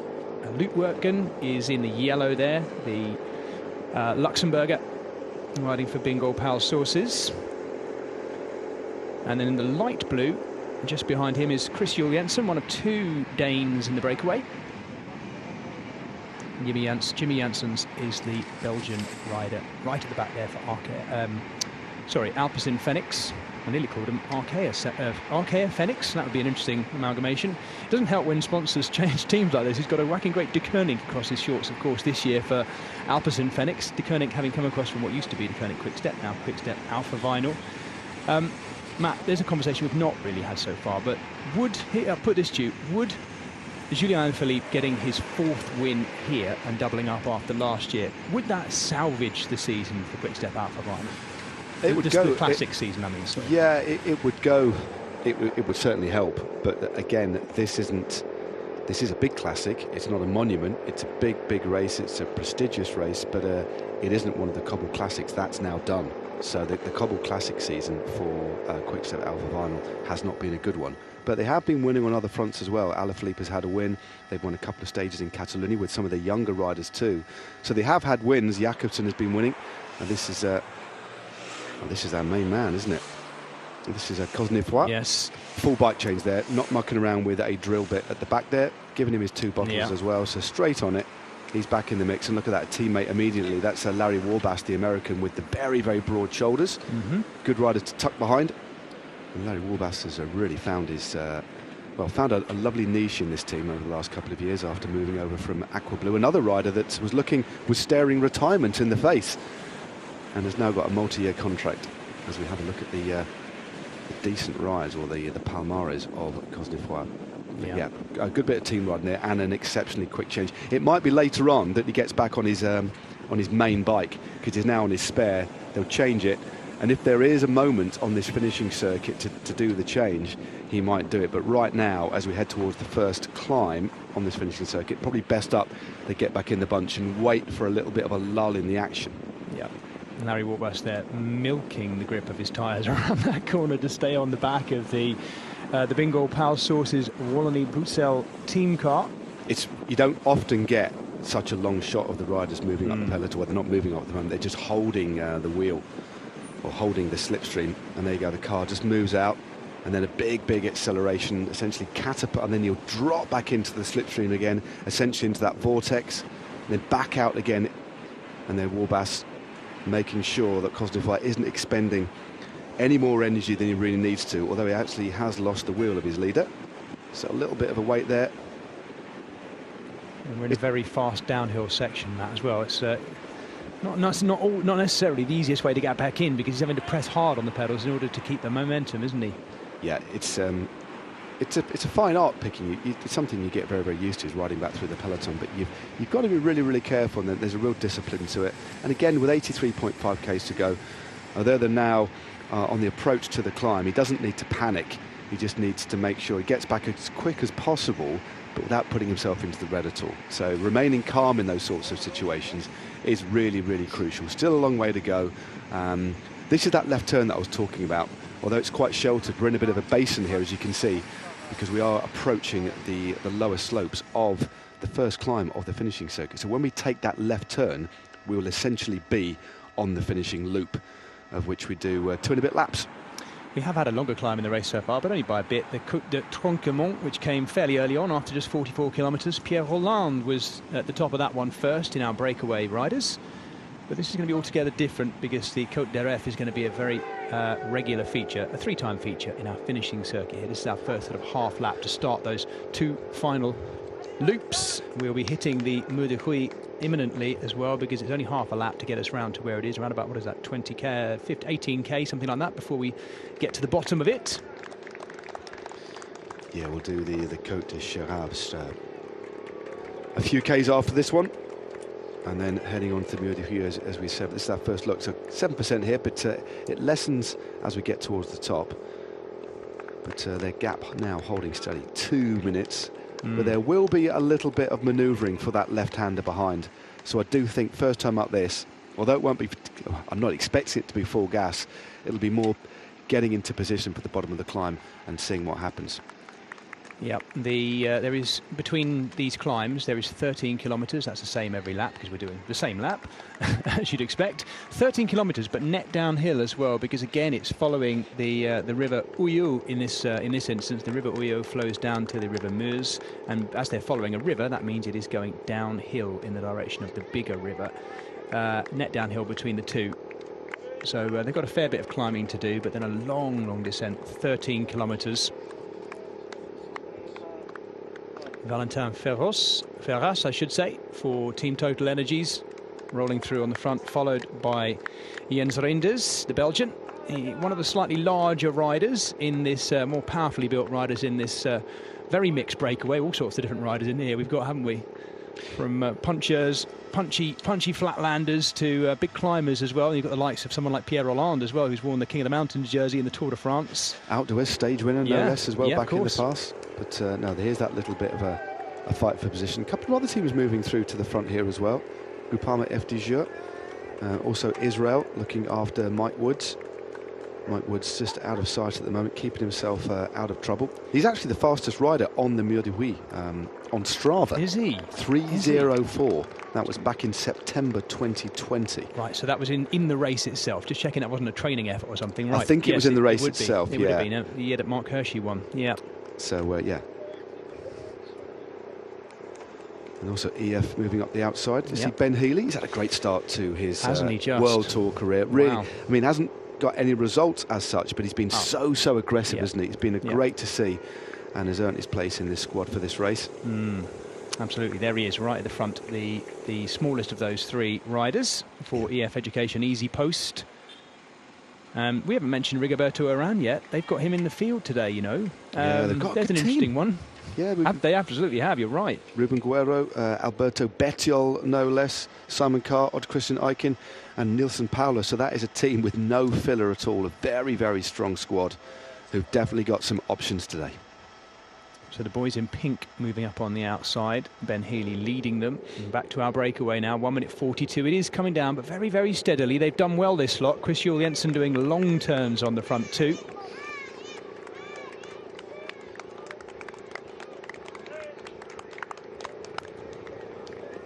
Big welcome to those of you just joining us on our linear television coverage for the 86th edition of La Flèche Wallonne, the 40th birthday of the use of the Mur de Huy, the fantastic and brutally tough final climb that really does mark the whole of La Flèche Wallonne. The women's race was this morning. You can catch that back on Discovery Plus and GCN Plus, of course. Do go and see it later because it was an absolute cracker. My name's Jez Cox, and I am alongside Matt Stevens in the commentary box as we bring you this edition. You're seeing live pictures right now of the 10 riders in our breakaway who have 81 kilometres to go. They are already onto our finishing circuit. They have 2.5 laps of this 31-kilometre finishing circuit to take in, and that means 3 ascents of the brutal Mur de Huy, which has, of course, percentage gradients within it up to 19%. It's going to be a brilliant finale. The breakaway has 1:36. The 10 riders who are in there are Simon Guglielmi, the Frenchman of Arcaïs Samsic, one of 4 Frenchmen in our breakaway. Bruno Amirai of Groupama FDJ. Daryl Impey is the South African riding for Israel Premier Tech, and we'll see these guys in just a moment when we cut back to our breakaway. This is the front of our main peloton, being led by Ineos Grenadiers and Laurens de Plus. Also in the breakaway, Chris Juul Jensen, the Dane, one of 2 Danes in the breakaway for Team Bike Exchange Jayco. Pierre Rolland, the Frenchman for B&B Hotels KTM. Luc Wertgen is the Luxembourger, as we watch them sprinting it out now, and it's Jens Reinders, there you go, introducing himself, who crests the top of the Côte d'Eref for the first time. Jens Reinders there riding for Sport Vlaanderen and Baloise from our breakaway, followed by Pierre Rolland there. You will notice the dark blue of Alpecin Fenix. That is Jimmy Janssens, the Belgian rider, and I think that covers pretty much all of the 10 riders. Have I missed anyone? I'm just looking to see if I have. We've missed someone who's on the deck by the looks of it as well. Alain Roux, unfortunately, looks like his touch was. A couple of riders have actually come down as well. So one of his teammates has come down with him. That's winner Anacona. And also hitting the deck there from Intermarché was Laurens Huy. That's very unfortunate, right at the lower slopes as well. Yeah, Anacona looks like they've just done a straight bike swap there without waiting. So at least it gets him going again. Quite often, if you are with a teammate and they're the same, just have a look what happened here. I wonder if there's a slipping of the gears. No, it's over on the left hand side. Oh, blimey! What a unusual crash that was. Yes, a bit of panic and a bit too heavy on the front brake by the looks of it. Is that disc brakes for you, Matt? Looked sharp, didn't it? I mean, you could have that could happen with normal brakes, but again, if you do slam on disc brakes, they will stop you very, very effectively. And it does look like that is what happened straight over the bars there. So, yeah, that was a bit of a grabbing of the brakes very, very late. Alain Roux was the one who went, there he is, OTB, but thankfully back up and back at it. The number 47 rider for RKS Samsic in the red and black. He nearly landed on the riders in front back wheel. That could have been pretty nasty. Quite an unusual crash. That was a low-speed one, but as you say, he's back up and riding, as is this man on the front, Peter Serry. Really, really talented Belgian rider, isn't he? So strong. And also, for the first time as well, Bahrain victorious. Another team that we haven't really talked about too much. They've got a cracking lineup, haven't they? Wout Poels, Damiano Caruso, fresh off victory in the Giro Sicilia the other day, and Dylan Teuns, who we heard from earlier on. So they are now moving to the front too. Yes, Matt and I were mentioning earlier on our digital coverage about different highlighter colours. I tend to use yellow for nailed-on favourite and blue for, ooh, give them half a chance. I don't have blue. I don't have a blue. I've only got mate. You should expand your highlighter collection, I tell you. No, I need to dig deep into the budget and see if I can raise the funds for a blue highlighter. Well, yeah, I use blue for given half a chance they might just take it. And there's a lot of blue in Bahrain victorious. Wout Poels, Damiano Caruso, Jack Haig, Gino Maida, Dylan Teuns, who we mentioned earlier.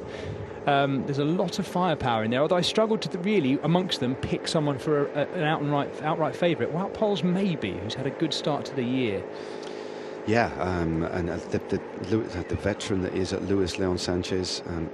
Any of those riders on the day could pull off a good result. And also Stephen Williams, great young climber, has been with the squad for a couple of years now, a real talent. I don't think he'll be a protected leader, but certainly will like the climb of the Mur du Huy, that is for sure.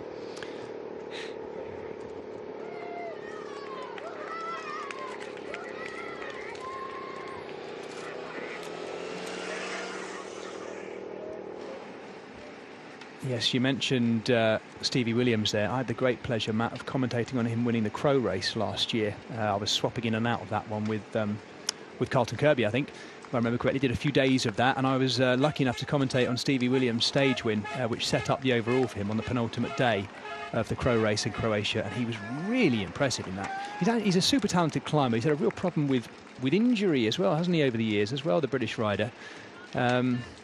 One of a number in this race, actually, of British riders who've come through in sort of non-traditional ways, not through the British cycling system at all. Another one of them being Simon Carr.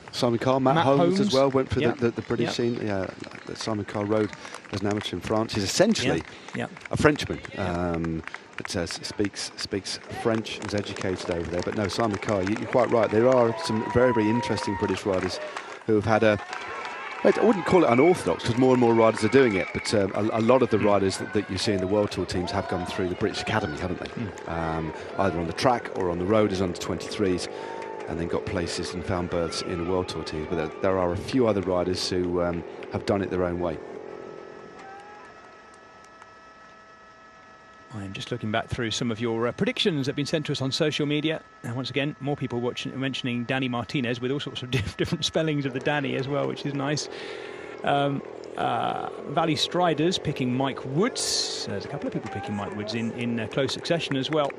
They also, the same tweeter mentions that to both yourself and me, Matt, it was 1990 when they changed from marathon to Snickers. There you go. So there we go. Right, good snack knowledge. Well, we're taking that as the word of Twitter, but we'll roll with it. It sounds about right. I'm not going to challenge that one. I'm certainly not going to challenge that one. But no, if you on a cold race, they really are a little bit of a treat. As we look at Tom Pidcock, still got his long sleeve top on. Yeah, but it's not cold out there, though, is it, Matt? It's just relatively. I don't know if that. Tom looks a little bit laboured there. I'm going to be honest with you. Yeah. Yeah, he looks like he's struggling a little bit. I'm not too sure what's going on there with Tom. He hasn't. Well, he's had what would you call it? Intestinal problems, hasn't he? Since Milan San Remo. On and off, yeah. Yeah. And it's really the first time in his career that we've seen him like that, because he's usually just so.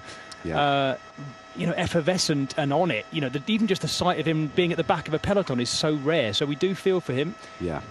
We must stop talking about British riders, but we can't help it at the moment because Pidcock is right on our screen, and obviously on his day a big favourite. Sixth in this race last year as well. Yeah, absolutely. Well, there he is. He's just towards the back of the bunch with Thomas de Gent. It could be just a little phase that he's going through here.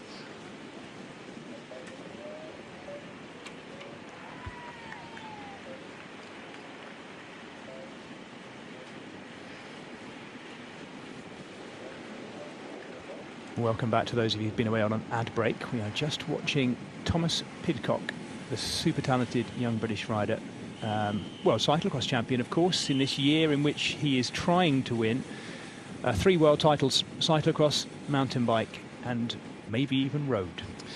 That's what he said, and you would not put it past him. Such a versatile, such a talented rider, completely unafraid, does things his own way. And as a result, unsurprisingly, really has signed a very, very long-term contract with Ineos Grenadiers, taking him through to the end of 2027, and just showing how much faith they have in him, and how much of and how marketable he is. Let's be honest, he's so marketable alongside the likes of Mathieu van der Poel and Wout van Aert. They will race all year. I mean, and because of how excellent that Pidcock is at mountain biking too, he really is one of the most marketable male riders in the world right now. So yeah, but has that problem, as you just said. Let's hope he's not suffering from that today. And he could be just ducking and diving, could have allowed himself a little bit of sliding space there, but we shall see. Yeah, it has, as we mentioned earlier, not just for Tom Pidcock. It's been a tricky start to the year for a lot of riders, and there's still riders who've been unfortunate enough to contract COVID early on this year, who are going on having problems breathing. And I know you've had it, Matt. I've had it as well. Couple of times now, yeah. Yep. I don't know whether it affected you in this way, but I found I've only had it once, and for 3 weeks afterwards, whenever I did anything, for even just a light ride on the bike or something, it felt like I had a belt buckle round my chest, tight. The minute you went above, even just above sort of 100, 110 BPM, you feel this tightness around your chest. And this is something that a lot of the riders have mentioned. Of course, it affects everyone in different ways. Did it affect you like that? I just knocked off any. I mean, I'm not really training anymore. I ride quite a lot, but at whatever level I want. Because I didn't know how it would affect me, and I was worried about what it might do because of the unknowns, I just backed it off for a few weeks, and I didn't actually suffer from any problems because I insisted on not riding my bike hard at all throughout that period. I had a couple of weeks off pretty much completely, apart from pootling about. So no, I didn't actually experience any adverse effects. But this is the thing with COVID, it affects riders in different ways. And I think the best course of action is to ride with prudence, really, and conservatively, and not come back too early, because it can be very, very dangerous. And as I say, it's we still don't fully know the effects. Again, I'm no doctor, but yeah, I think once you've had it, making sure you're completely and utterly free before recommencing any sort of real big workload is probably the best way to go. Well, thank you for continuing to send us your predictions. One of my riders that I coach, Josh Hemmings, has got in touch with his favourites. Lots of predicted ones in there. Predictable, I should say. Alaphilippe, Kwiatkowski. Matthews picked Matthews, but Matthews is no longer in the race. But one of the ones he has picked, we've not mentioned yet, is Quinten Hermans of Entomarché Wanty-Gobert, the rider that I've commentated a lot on this winter on the cyclocross circuit, because he had a great cross season this winter. He also mixes it up. He does. Full season of cross in the winter, of course, and then on the road in the summer. Rode the Giro last year. And he has got, he's a lightweight, powerful rider, isn't he, Matt? And a good uphill finish too. So Quinten Hermans, the Belgian, for Entomarché Wanty-Gobert. Well, here's one of the riders that suffered with the illness at Zulia at the Tour de Basque Country. Was third on stage 2, the opening road stage, was in good form, and has only actually got about 5 or 6 race days this year. But as you say, on his day, could do well in this event. And in fact, likes this particular area. He's been up there overall in a stage of the Tour de Wallonie back in 2018, en route to second overall. So likes this hilly terrain. His best in this race, 14th back last year. We're just going to grab a word with Mike Woods, the Canadian uphill sprinting specialist, maybe we should call him. He locked horns with Alejandro Valverde at Gran Camino, which I was lucky enough to bring you on this network just not long ago. Those two big favourites for this race. Let's see what Mike Woods had to say. What's your relation with that race? I have a love-hate relationship with this race. I haven't fully figured it out, but I've come 3rd and 4th here in the last 2 years, and it is a great race for me. I love this race, but haven't managed to get the win here. It'll be tough today with the field that's here, but my legs are good. Yeah, you got some setback also in your preparation. You got sick. Are you on time? Yeah, no, I really came around in the final days of Basque Country last week and was really pleased with how I finished that race, and then with the training this past week. So excited for today. What do you expect today? There's some wind. There is also some riders who want to open early, as we have seen all year long. What do you think will happen? Yeah, I mean, every year since my director Rick Verbugen won in I believe 2002, it's finished in a group. It'd be if I was a betting man, I'd still bet on the group finishing together, and it being one from a 20-30 man group going into the Muir. But with guys like Remco Evenepoel in the mix, with UAE having such a strong team, anything can happen. Is that a race? Has that been open recently? You think in terms of the field? Do we know who are the favorites really today? Oh, well, we know who the favorite is with Pogačar. I mean, he's so amazing. He's had such a great season. It's hard to look past him as at any other favorite. Even with Julien having won this race 3 times, Pogačar has to be the favorite. But yeah, there's still quite a few contenders, myself included. And there's a lot of guys that are hoping they can win this race. Thank you very much. Best of luck. Mike Woods got the better of Alejandro Valverde in the uphill finish to Mirador do Ezaro in Gran Camino, this new stage race in the north of Spain that we brought you on this network earlier this year, actually. And it was very close between those two as well, but in the end, Mike Woods coming out on top. Nice to hear that he's obviously picking himself as one of the contenders as well. It would be very easy for any of these riders to say, oh, well, I'm not really a favourite today, but he lists himself as one of the contenders, one of the favourites. And he's a fascinating rider as well, isn't he, Matt? Because he's very particular. Right, what have we got going on at the front of the peloton? Sorry, yeah, it was interesting. We've seen Tom Pidcock come to the front here, and that suggests to me that he's going to be working for others. He's having a little bit of word with Laurens de Plus. They're just coming towards, and this is it's Ben Healy just moving up to the front as well. We're coming up to the bottom of the Côte de Chérave for the first time, the first of 3 ascents of this time, and it is the former Irish road race champion leading. Look at that, Bettiol just shouting there. He wasn't having a go at him, it was just saying keep that in a straight line, let's hit the bottom of this climb in a good position. So Côte de Chérave for the first time. The breakaway will take in the Côte de Chérave with 1 minute and 30 seconds of lead. The Chérave is the one which comes just 5k from the finish line, so it's going to be an important one, this. It's a much more urban climb. As we saw, the Côte d'Aref is much more open and exposed and rural. The Chérave is far more urban as it climbs its way back in the direction of the River Meuse on our finishing circuit here. Bruno Amirai is the Frenchman for Groupama FDJ who leads up it. Jimmy Janssens still looking good in second, the big tall figure for the Alpecin Fenix rider. And Jens Reinders just getting distance. I wondered whether he's a heavy set man for the long climbs like this. He's been out there for a long time. He can climb perfectly well, of course, Jens Reinders, but a powerfully built figure who's always going to struggle when the pace goes up a little bit on these draggier hills. And this one is it's a bit steeper, this one, quite steep, isn't it? Up to about 14%, Matt. Yeah, it's well, I think, is that I don't know who that is behind, from B&B Hotels. It looks like it might be Gautier. No, it's a Frank Bonnemore, sorry, the team leader for B&B Hotels. They've got Roland up the road. But no, it's nowhere near as long as the Côte d'Aref, but it's a lot steeper. And you could tell the gradient, you could really see the gradient there. It's a climb that we've seen a lot in the past. 1.3k is at 8.1%. You can see it really does kick up, so no real surprise that some of the riders are starting to hurt. Amiral riding really well. Rode an exceptionally good time trial, stayed in the first 10 overall for the first few days of the Basque Country at Zulia.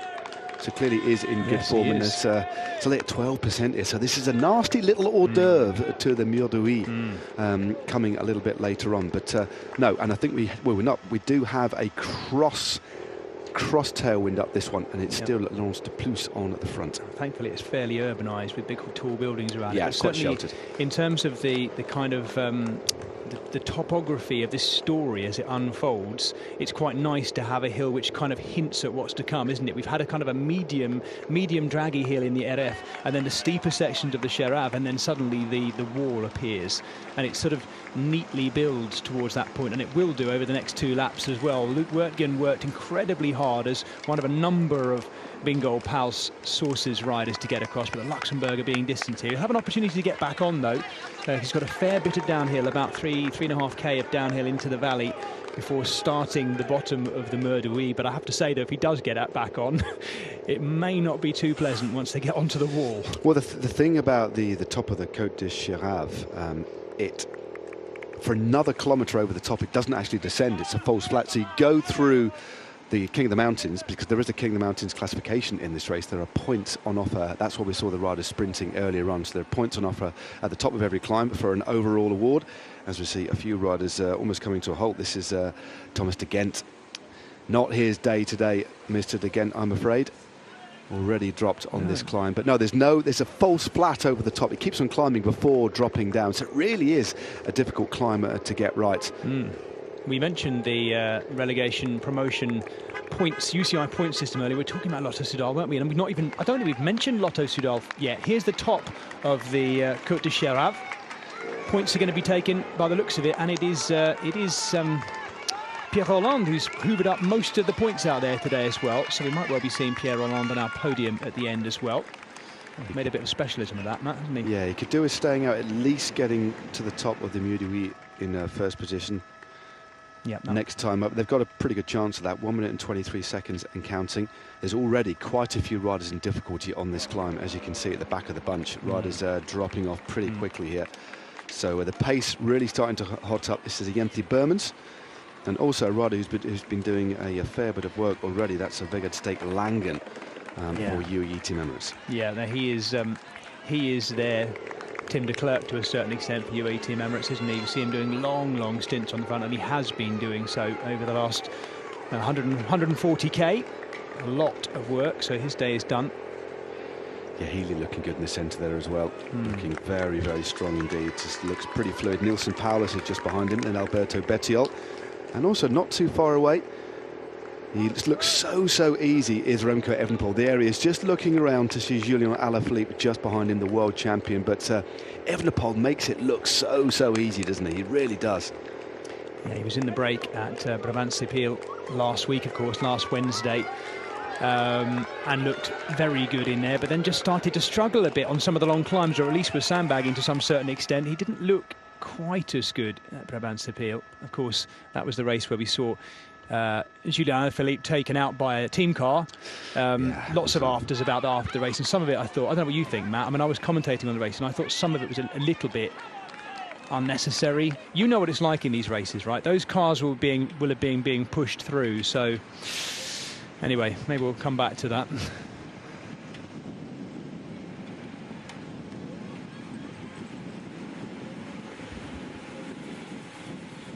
Should we come back to it now?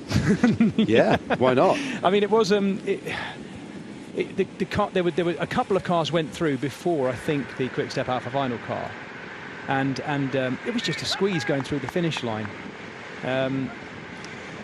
It's a difficult. I watched the highlights of the race as we look at Jansen's rolling through. A few definitely some tired legs in this breakaway now, but it's one of those moments that's just on the cusp, and there was nowhere else for the car to go. And from what I understand, and please correct me if I'm wrong, it was just one of the DS's on his phone at the time. I know, I didn't notice that. No, but it's possible. No, it's quite possible, Matt, because it came to us quite late. We literally, in the live coverage, we just went straight back to it as it happened, as they were, just because literally the peloton was crossing the line, and then the cars were being rushed through because the gap was down just under a minute, so the cars were being pushed through on a wide bit of the course.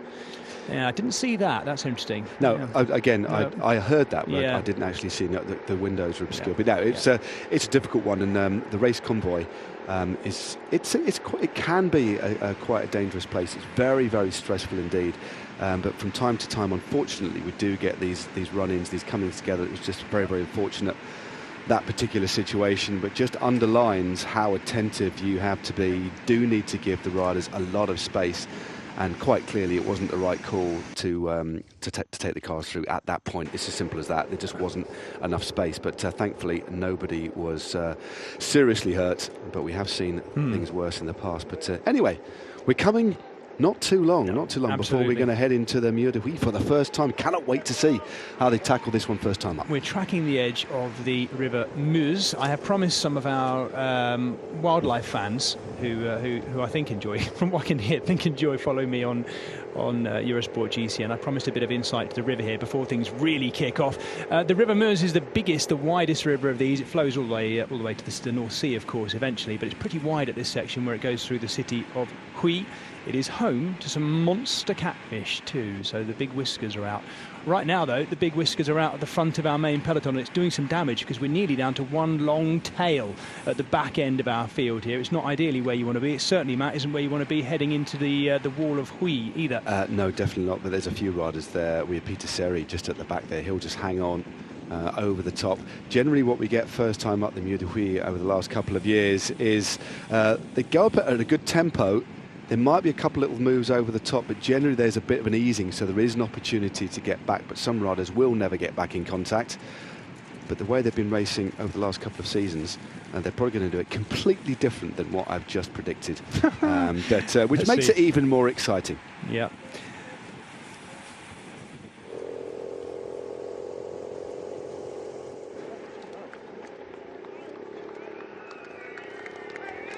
So this is the front of our leading group of 9 riders. I think we're looking at Jens Reinders here off the back of it, unless I've missed something, Matt. I think he's caught between the breakaway and the peloton at the moment. He looks to be hoovered up. Yeah, there he is, just in front of the bunch, only a handful of seconds before he gets caught. It looks like he's trying to ride as long as he can, 2Ks to the top of the Mur de Huy. So he will be caught, but he's putting in certainly a good effort. And of course we know how Sport Vlaanderen always ride. They're always an aggressive team. Absolutely. Pretty much every race they enter, they always generally get somebody in the breakaway, whether it's a single day race or a stage race. Always trying things, which is good to see. But yeah, he's just trying to stay out in front for as long as he can.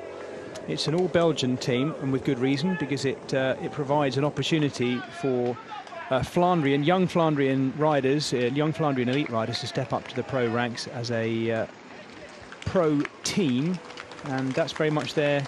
Sport Vlaanderen is if you like, the regional sporting body that is responsible for developing sport development effectively within Flanders, and that is the vehicle for doing exactly that. Here we go, on to the Mur de Huy for the 40th time in succession in this race. This is the 40th anniversary of the use of this immense climb, a climb which is known around the world, of course, in the world of cycling as one of the most important classics climbs in the world.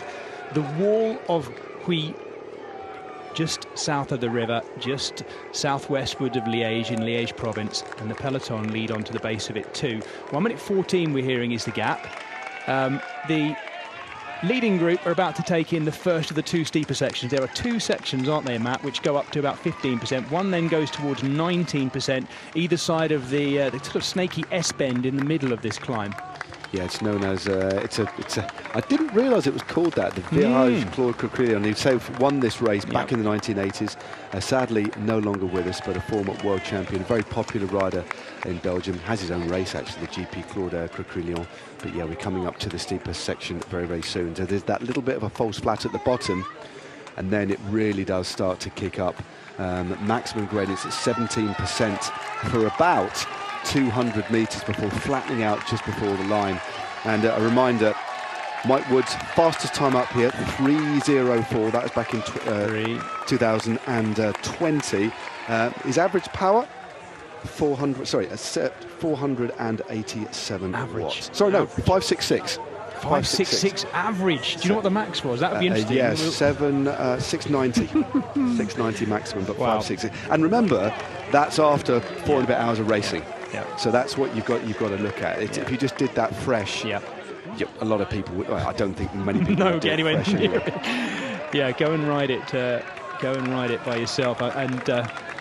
I listened to a fascinating podcast not long ago, Matt. Lionel Burney for the cycling podcast did a fantastic bit about the Ardennes, a few episodes about the Ardennes, and he rode up this climb and recorded himself riding up it, and it's a wonderful audio account of what it takes to get up this climb as well. Go and have a listen to it if you're familiar with the cycling podcast. So we see Movistar now coming to the front to try and add their bit, just control things a little bit. Looking back to see where Alejandro Valverde, the 5-time winner of this race, is, we can easily spot Julian Alaphilippe, the world champion, in that jersey. No hiding him anyway. Luke Wertgen is going to try and survive to the top. This is the second really steep bit after that snaking bend on the Mur de Huy, and a fantastic crowd out, Matt. There was a big crowd out for the women's race too, and it's just built in this lovely spring sunshine in Belgium. We're in the French-speaking part of Belgium, in Wallonie. in Liège province, and the crowds here absolutely love their cycling, particularly in this week. They certainly do. They really do love it. It's great to see crowds back in this race as well, and it's a Belgian on the front of the bunch as we look at the breakaway, just about to crest the top of this brutal climb for the first time. But back in the bunch, it was Stan van Trick, the young Belgian for Quick-Step Alpha Vinyl, riding shoulder to shoulder with an Austrian, Gregor Mühlberger of Movistar, a new signing for Movistar this year, moving across from Border Hansgrohe. But already we can see here, Jez, a lot of riders suffering towards the back. But this is Van Trick on the front now. There is Mühlberger. And there, look at that, pedaling that gear with real finesse and souplesse. Number 2 there, Remco Evenepoel, not too far away, the world champion. And also looking good, Thijs Benoot, who's had a very, very good season so far. Jai Hindley also there as well in the green of Bora Hansgrohe. There, number 94, just rolling through. Runner-up, remember, a couple of years back in the Giro. Yes, we've not mentioned Jai Hindley yet so far. They are climbing at a steady, well, very hard, but steady hard pace at the moment. It'll be quite different the final time up, Matt, won't it? Yeah, it's a good way of putting it, steady hard. Also, on the left-hand side, a rider who hasn't really hit the ground this year, a former podium finisher in this race, second in 2019. That was Jakob Fuglsang on the left-hand side for the Israel Premier Tech squad. He's just riding about second or third wheel. And then we've got Michal Kwiatkowski just on the inside there, and then Danny Martinez, and not too far away. But there's a few riders already suffering. 2 full laps to go. Murray van Sevenen bobbing and weaving. You can spot him a mile off, can't you? Yes. Remember that attack that he did a couple of years back? He was dangling off the front, then crashed, got back on again.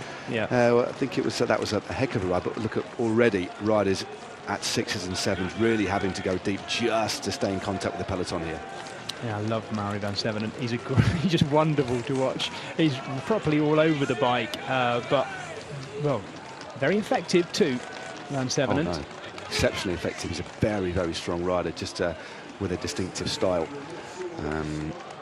And there's Vegard Stacker Langen again. We saw him going through just now, so he's hanging on just about to the back end of that group. You can see on the rider's face just how hard it is. It's a brute of a climb. It's a really nasty thing, even just to go and ride by itself. But as you say, Matt, to do it after 150k, when you've still got another 50k or so to go too. I think there's your answer, Tom Pidcock. Yes, it is. Not the day for Tom. No. Big shame for Tom. That doesn't look particularly happy, though. That is a big shame. The fact he's got his top still on as well. The only one, I think.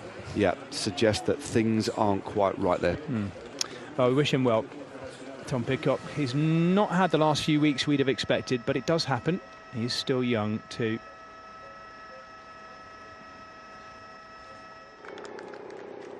Has to be said, Matt, Tom Pidcock was actually quite sensible over the winter with picking which cyclocross races he did as well, and how he built up to those World Championships in the USA as well. It's not like he's overdone it during the winter, I don't think, even though he was in sparkling form. Just one of those unfortunate things by the sound of it. I think it's to do with what we were talking about the other day, just to wrap up that point on Tom Pidcock. And we mentioned him because he is such an important rider at the moment as part of the cycling landscape, but it could be, and I'm guessing here, an educated guess, the re-emergence of the digestive problems that he's been having. Struggling to keep food down. And if you can't keep food down, you can't fuel yourself properly. And I know they're looking into that, but that's me just speculating. But let's wish him all the best. But I don't think it's going to be his day today.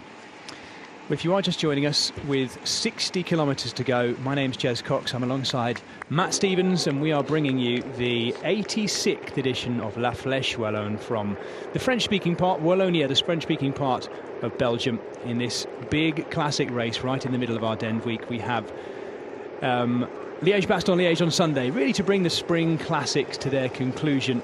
And at the moment we have a breakaway which has been clear since pretty early on today, and they have 1 minute and 22. There were 10 of them. I believe there's now 8, unless I'm missing a few that are dripping off the back.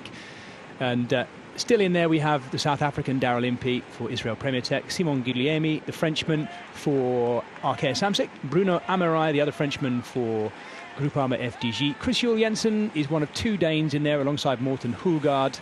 Hulgaard riding for Uno X, Jules Jensen riding for the Australian Bike Exchange Jayco team. Jimmy Janssens is the Belgian for Alpecin Phoenix. And then we have Pierre Rolland and Valentin Ferron, the 2 Frenchmen, riding for B&B Hotels in the green and the white of Total Energies. So a nice mix 4 French riders, which is encouraging to see in this Belgian race. Just the one Belgian, though, for the crowds to cheer as they roll through, and that's Jimmy Janssens. Now we see little attacks starting, Matt. Yeah, this is it's exactly what I thought was going to happen. That happens every single year. They go a good tempo, not flat out, but a hard tempo over the top of the climb. It then eases.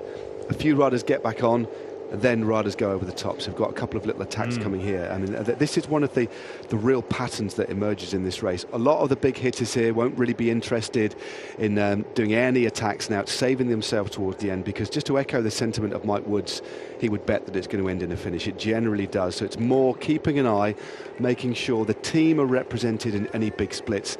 As we see Geraint Thomas on the left-hand side there, Caruso also in the mix, Julien Bernard with the beard there for Trek Segafredo.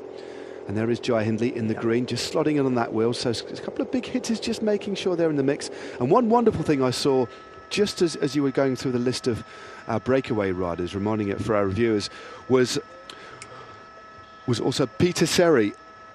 He'd been right at the back of the group, hanging after done all that work. And then as soon as there was the opportunity, Seri moved back up the outside, straight back to the front of the bunch to continue working as a domestique for as long as he can.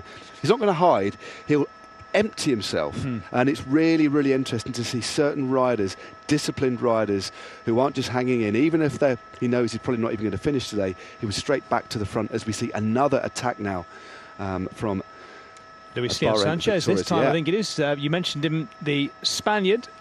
Of course, someone who I think a few years ago, let's say 4 or 5 years ago, we'd have been picking as someone to really watch today. He is advancing on years. He's 38 years of age, Luis Leon Sanchez. Here he is on the front for Bahrain Victorious, looking back. He's got a lot of company there. Quinten Hermans was the Belgian rider that's being picked by our correspondent on Twitter, Josh Hemmings, earlier. And Hermans was the rider who just attacked before that big dig there.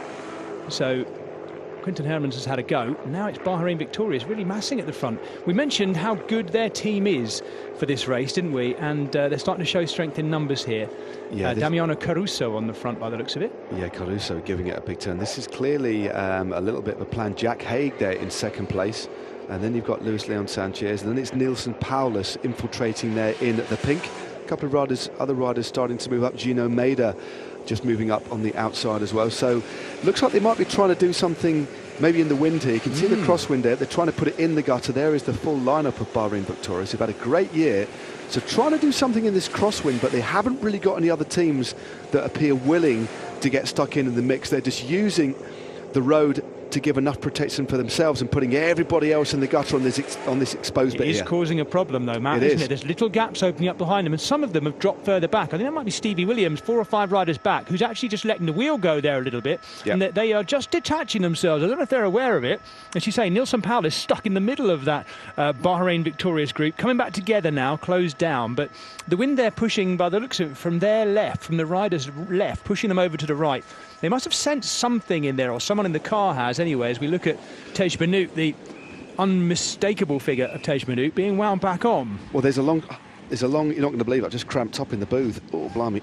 Sorry. Medic to the booth. Just got a bit of cramp, sorry. It's hard work working alongside me, Matt. I expect high standards of my co-commentators. He's gone.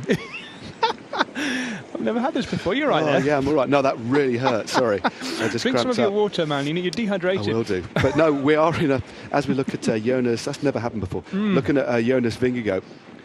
This is a real crosswind section. So we've got about 8 or 9 Ks of crosswind. The wind coming from their left-hand side, and that's why we saw Bahrain putting it in the gutter. So we'll come back together again now, but we keep this direction until we swing a right and then pick up the tailwind, and that's when we head back towards the lower slopes, or the bottom, should I say, of the Côte d'Erref. So this is the big crosswind section of the course, and it was interesting. We've seen Bahrain Victorious really try and disrupt things a little bit, because maybe they are a little bit worried. Although Dylan Teuns, Wout Poels could do a good ride today, maybe to try and get the win, they want to try and thin this out a little bit more, get themselves into a group, rather than sit back and let it come to one of these traditional finishes, because I don't think they necessarily have the riders to win today. Definitely top 5, top 10, but maybe not the win, so they want to do something a little bit different, and they're doing it pretty early. Benoit Cosnefroy moving up the right-hand side of the screen in the white for Agit Citroën and Peter Seri of Quick-Step Alpha Vinyl trying to just assume normal order again after that little ambush by Bahrain Victorious in the wins. Alejandro, ¿cómo es especial? A word quickly with Alejandro Valverde, five-time winner of this race, of course. Consiguió 5 victorias, varios podios y bueno, es una carrera muy bonita para mí. Vamos a ver, creo que estoy bien, es cierto que estoy sin competir tiempo y a ver el ritmo de competición, pero bueno, vamos a ver. ¿Crees que la victoria es posible hoy? Hombre, será muy difícil, pero bueno, intentaremos estar ahí. ¿Quiénes son los favoritos? Hombre, Pogacar, Alaphilippe y varios más. ¿Es la última? ¿Cómo se siente para el última? Sí, bueno, sobre todo disfrutarla y ya está. ¿Y crees que es segura la última o...? Sí, no, segura. Muy bien, ok, gracias.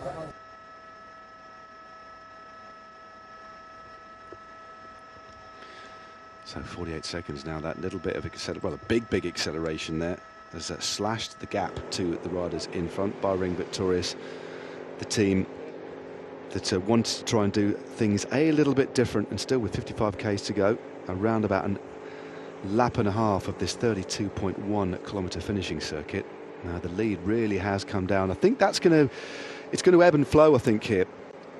I don't think they're going to get shut down just yet. I don't think any one team is going to want to bring them back just yet, but a couple of teams willing to try something a little bit different. And we're still in this crosswind section as well, and it's a harsh right turn in the next K or so where we pick up that tailwind. So this is a particularly crucial section. So if the field were to split and then they hit that tailwind, very, very difficult to bring back.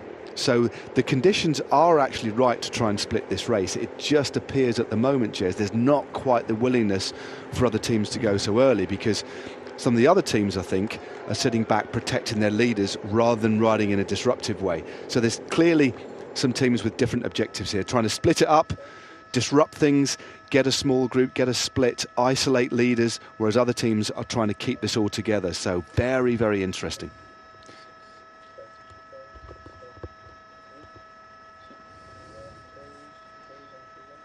Peter Seri there will have looked right and seen the tractor, but it wasn't Tim de Klerk, it was him on the front doing the job of Tim de Klerk himself. And he's done a good job so far, Peter Seri, just controlling things and getting it back to being steady again. 50 seconds or thereabouts, as Matt said. He expects it to be ebbing and flowing a little bit, this gap. It's kind of an ideal scenario, I'd have thought, Matt, just having a breakaway hanging there at the moment at this stage. And we would expect them to, would we expect them to lose time next time over the I think so. Yeah, I think they'll lose because this particular section's pretty crucial when we pick up this tailwind. I think we've picked up the tailwind now. It won't be very long before we're on to the slopes of the Côte d'Eref again, then straight onto the Côte de Chirave. This is a pretty fast section. They're losing a lot of elevation, dropping into that bit of a dip before then climbing out. So we saw a lot of positioning beforehand, and I think we'll see that again. So I think what we'll see is the time on the approach to the climb coming back down, then going out again, then coming back to just yo-yoing at the moment, unless we see a successful attack go clear. There were several teams willing to attack, not just put it in the gutter as well. So teams with different sorts of objectives means that there will be this added momentum to the racing. So we're into that descent down to the base of the Côte d'Eref now. As a reminder, folks, those of you watching at home, the Côte d'Eref is the longer, more steady, rural one, which is very open and exposed at the top. Last time we climbed it, our breakaway and our peloton were largely unaffected by the wind because they had mostly a kind of slightly cross tailwind. There's then 13 kilometres, I should say, and mostly downhill through the valley road between the d'Eref and the Chirave, the shorter, steeper of our two climbs that lead back to the Mur de Huy. And that the next time up the Mur de Huy will be 1 lap to go. It'll be bell time, and then it's all going to kick off. In fact, it may well all kick off the next time up it. Would you expect there to be fireworks, Matt, at the front of our peloton? You don't know. I wouldn't want to try and predict. The last year or so of racing has been sensational. We've been treated to some brilliant racing, mostly because of the added aggressiveness of certain riders and certain teams to try and do things differently, to break with tradition. And as you said, and as we have repeated, this is one of the classics that, generally speaking, sticks to the same formula, regardless of what the organisers try and do with the approach to the final climb of the Mur de Huy, generally speaking, we always get a group finish. In fact, there's only been once in the last 20 years where that hasn't been the case. So the odds would suggest that that's going to happen again today. But given this new landscape, the emergence of these younger riders, the more aggressive riding we've seen, you just never know. Because clearly last time up, there are a couple of teams willing to try and give it a go. But there are a lot of teams who haven't attacked, who are riding with real discipline, suggesting that they want to try and keep this together for a real ding-dong battle like last time up. But who knows? I'd like it if it did something different. I think we all would. It's still a race that I'm really, really fond of. We know generally what is going to happen, but there's always been this added unknown makes it that little bit more scintillating, especially when you get the likes of Remco Evenepoel always hovering near the front. He's been in the first 5 or 6 riders for the last 20k or so, and those little stinging attacks that went just over the top from Intermarché and then Bahrain victorious, he was there or thereabouts and just following. And he's so incredibly hard to read as well, isn't he? I know he is famously poker-faced, but I think of Fleche Wallonie last week where he was in that breakaway. I kept thinking he was being dropped and going, but his face was the same when he was on the front, off the back, and then he's back on again, and there's just no point trying to read what he's doing, is there? No, not at all. Oh, Chris Jensen just being distanced on this from the back of the move. Hulsgaard as well is going. Janssens looks pretty strong here, forcing the pace. Yes, he does, absolutely. It's a raging tailwind up this climb as well, so it will suit the lighter riders, the better climbers up here. Although Jules Jensen is an exceptionally good all-rounder, isn't he? But not being able to keep with the pace here right now. Jimmy Jansen was riding in the Tour of Turkey last week. I was swapping in and out of with Carlton Kirby. Rode well in that one too as well, but on much more flatter terrain actually in the stages he was involved with. Pierre Rolland shaking the head. So I don't know whether he's got a radio in or he's hearing words of encouragement from the side of the road, but a little shake of the head, and he is also being distanced at this stage. You know what I love about watching Pierre Rolland? For someone who's achieved so much, the big wins he's had in his career and the jerseys he's won and the type of rider he's been, he still gives it absolutely everything. And he'll play his part as an early breakaway rider. He's happy to go early in breakaways. Well, he knows where he'll sit in the grand scheme of things, this new order, this new hierarchy that we're seeing. And also, he is one of the elder statesmen. He'll be one of the oldest riders in the peloton. I think he's 35, 36 years of age now, which isn't really that old, but the landscape has changed, as we've said on numerous occasions. So, but he's still a valued rider for B&B Hotels. He's a talismanic figure within the team, given the palmares that he's got, the respect that he's earned. But yeah, he will know. He'll make himself, give him the value with Pierre Rolland in the team is getting him up the road and getting up in breaks in smaller races, getting place in the smaller races. But big races like this, rather than ride anonymously, why not get up the road, be a protagonist? Yeah, absolutely. I don't know what kind of sway he pulls within the team, but I noticed something fascinating last week in the Tour de Jura. He did something, and that team did something I've seen them do on a number of occasions, more than 2 or 3 times, and that is going on the attack in pairs. And I think in the last 2 years, I must have commentated on Pierre Rolland doing that on maybe even 4 occasions. I've seen that a couple of times, actually, yeah. I've seen that a few times. Oh, the man. Sorry, that was Mühlberger, but it looks like, is this a little, that's not a launch, not Alpecin, it's just getting an ideal position to take a bottle with a gel on the side. Yeah, this will be the last few feeds as we watch Jimmy Janssens now taking over from Pierre Rolland in terms of hoovering up the points over the top of the Côte d'Aref. So that's our rural climb taken in. Yeah, it's just looking at that flag on that camp van, that Belgian flag fluttering in the strong breeze. That is pretty windy, so that was a very, very strong tailwind. So it gives you a sense of how difficult it was earlier on when Bahrain victorious went hard over the top. All you'd need is another couple of teams to get involved, and this race could be torn to pieces. But I feel that some teams don't want to do that, because when you start doing that, you lose resource and you become a little bit more open to attack. So next time through, we shall see what happens, whether a couple of other teams want to get stuck in or just wait until the back end. Peter Seri, his job is done today. Grab some food to get him back to the finish by the looks of it. He's done a lot of work, Peter Seri, hasn't he? And you're right to pick him out as being an important, very important rider for Quick Step Alpha Vinyl. And this looks like Jan Bakelants now on the attack. It's gone straight over the top. There's a little bit of easing, and Bakelants, a man who rides very, very well in this sort of terrain. He's trying to bridge across the gap by the looks of it. He's using that open section at the top of the climb there, sort of false flat before this long section of downhill. 1 minute 12 it's saying now, though. It looks like it's gone out. We look at the Bakelans attacking now. Yeah, that's definitely Jan Bakelans there, but a big move here. Yeah, will that kick something off, though? Is that an opportunity for others to try and use him as a stepping stone across that gap? Or is he going to be left out there to fry? Will he make it, I guess, is the question. Good move, though. He looks good. Yeah, he's won in the past the GP Wallonie back in 2013. The GP Wallonie has used the same starters today on a number of occasions. I think it's been a popular one in that race.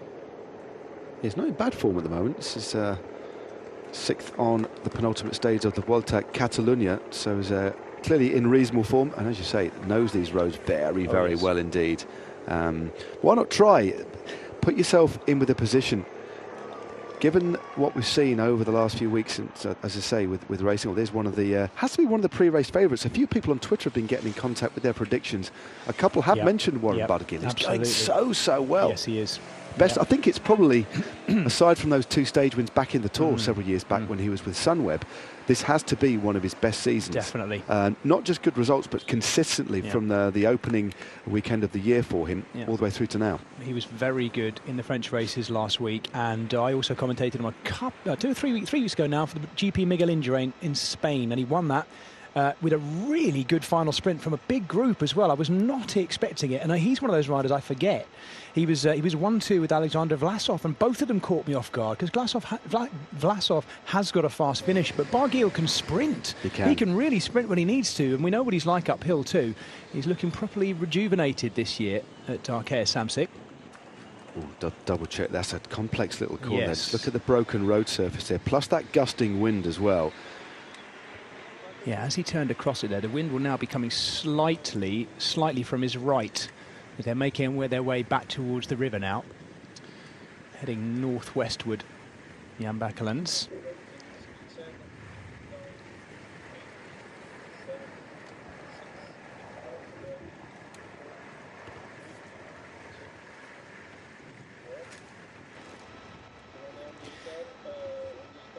Jan Bakelans has got the big gear on as we watch the manoeuvring of Wawa, getting him back into the back of the peloton after that bike change, Warren Barguil.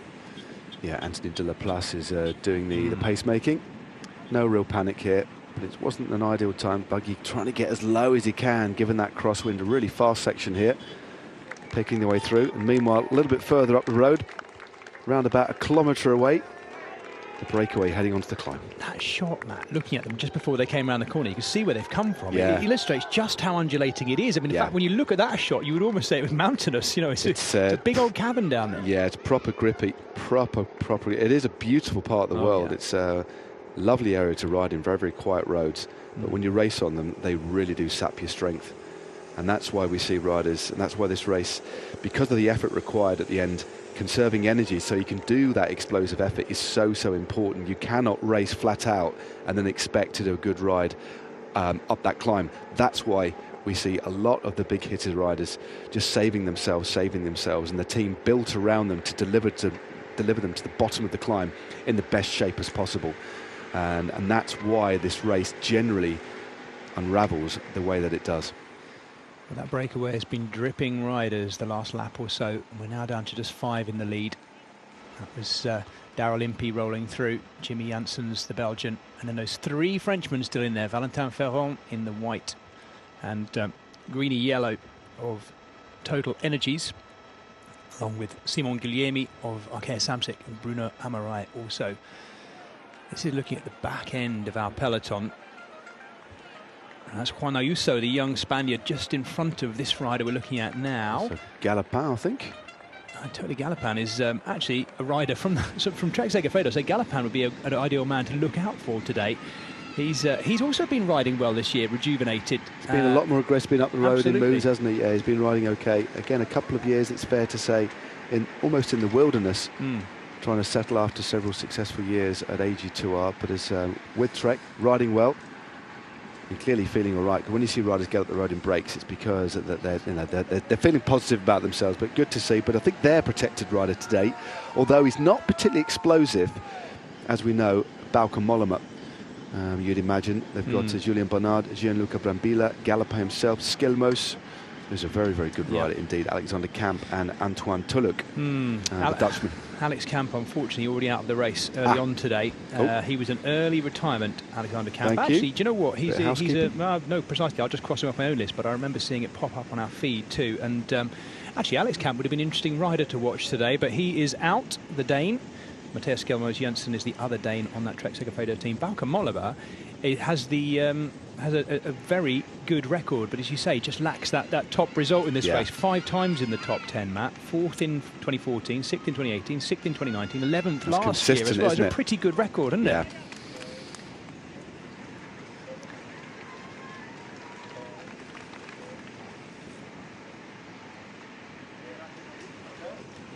Welcome back to those of you who've just been on a short break. Jan Bakkeland's just caught these 3 that he's mopping up. Chris Juul Jensen, Morten Hulgaard. Jan Bakkeland's joining in with Pierre Rolland as well. So he's actually gone straight through them. So it'll be left, by the looks of it, to Morten Hulgaard, the Dane, who's combining with his compatriot, Chris Juul Jensen there, to get on the back wheel of the Belgian, who's on a flyer at the moment.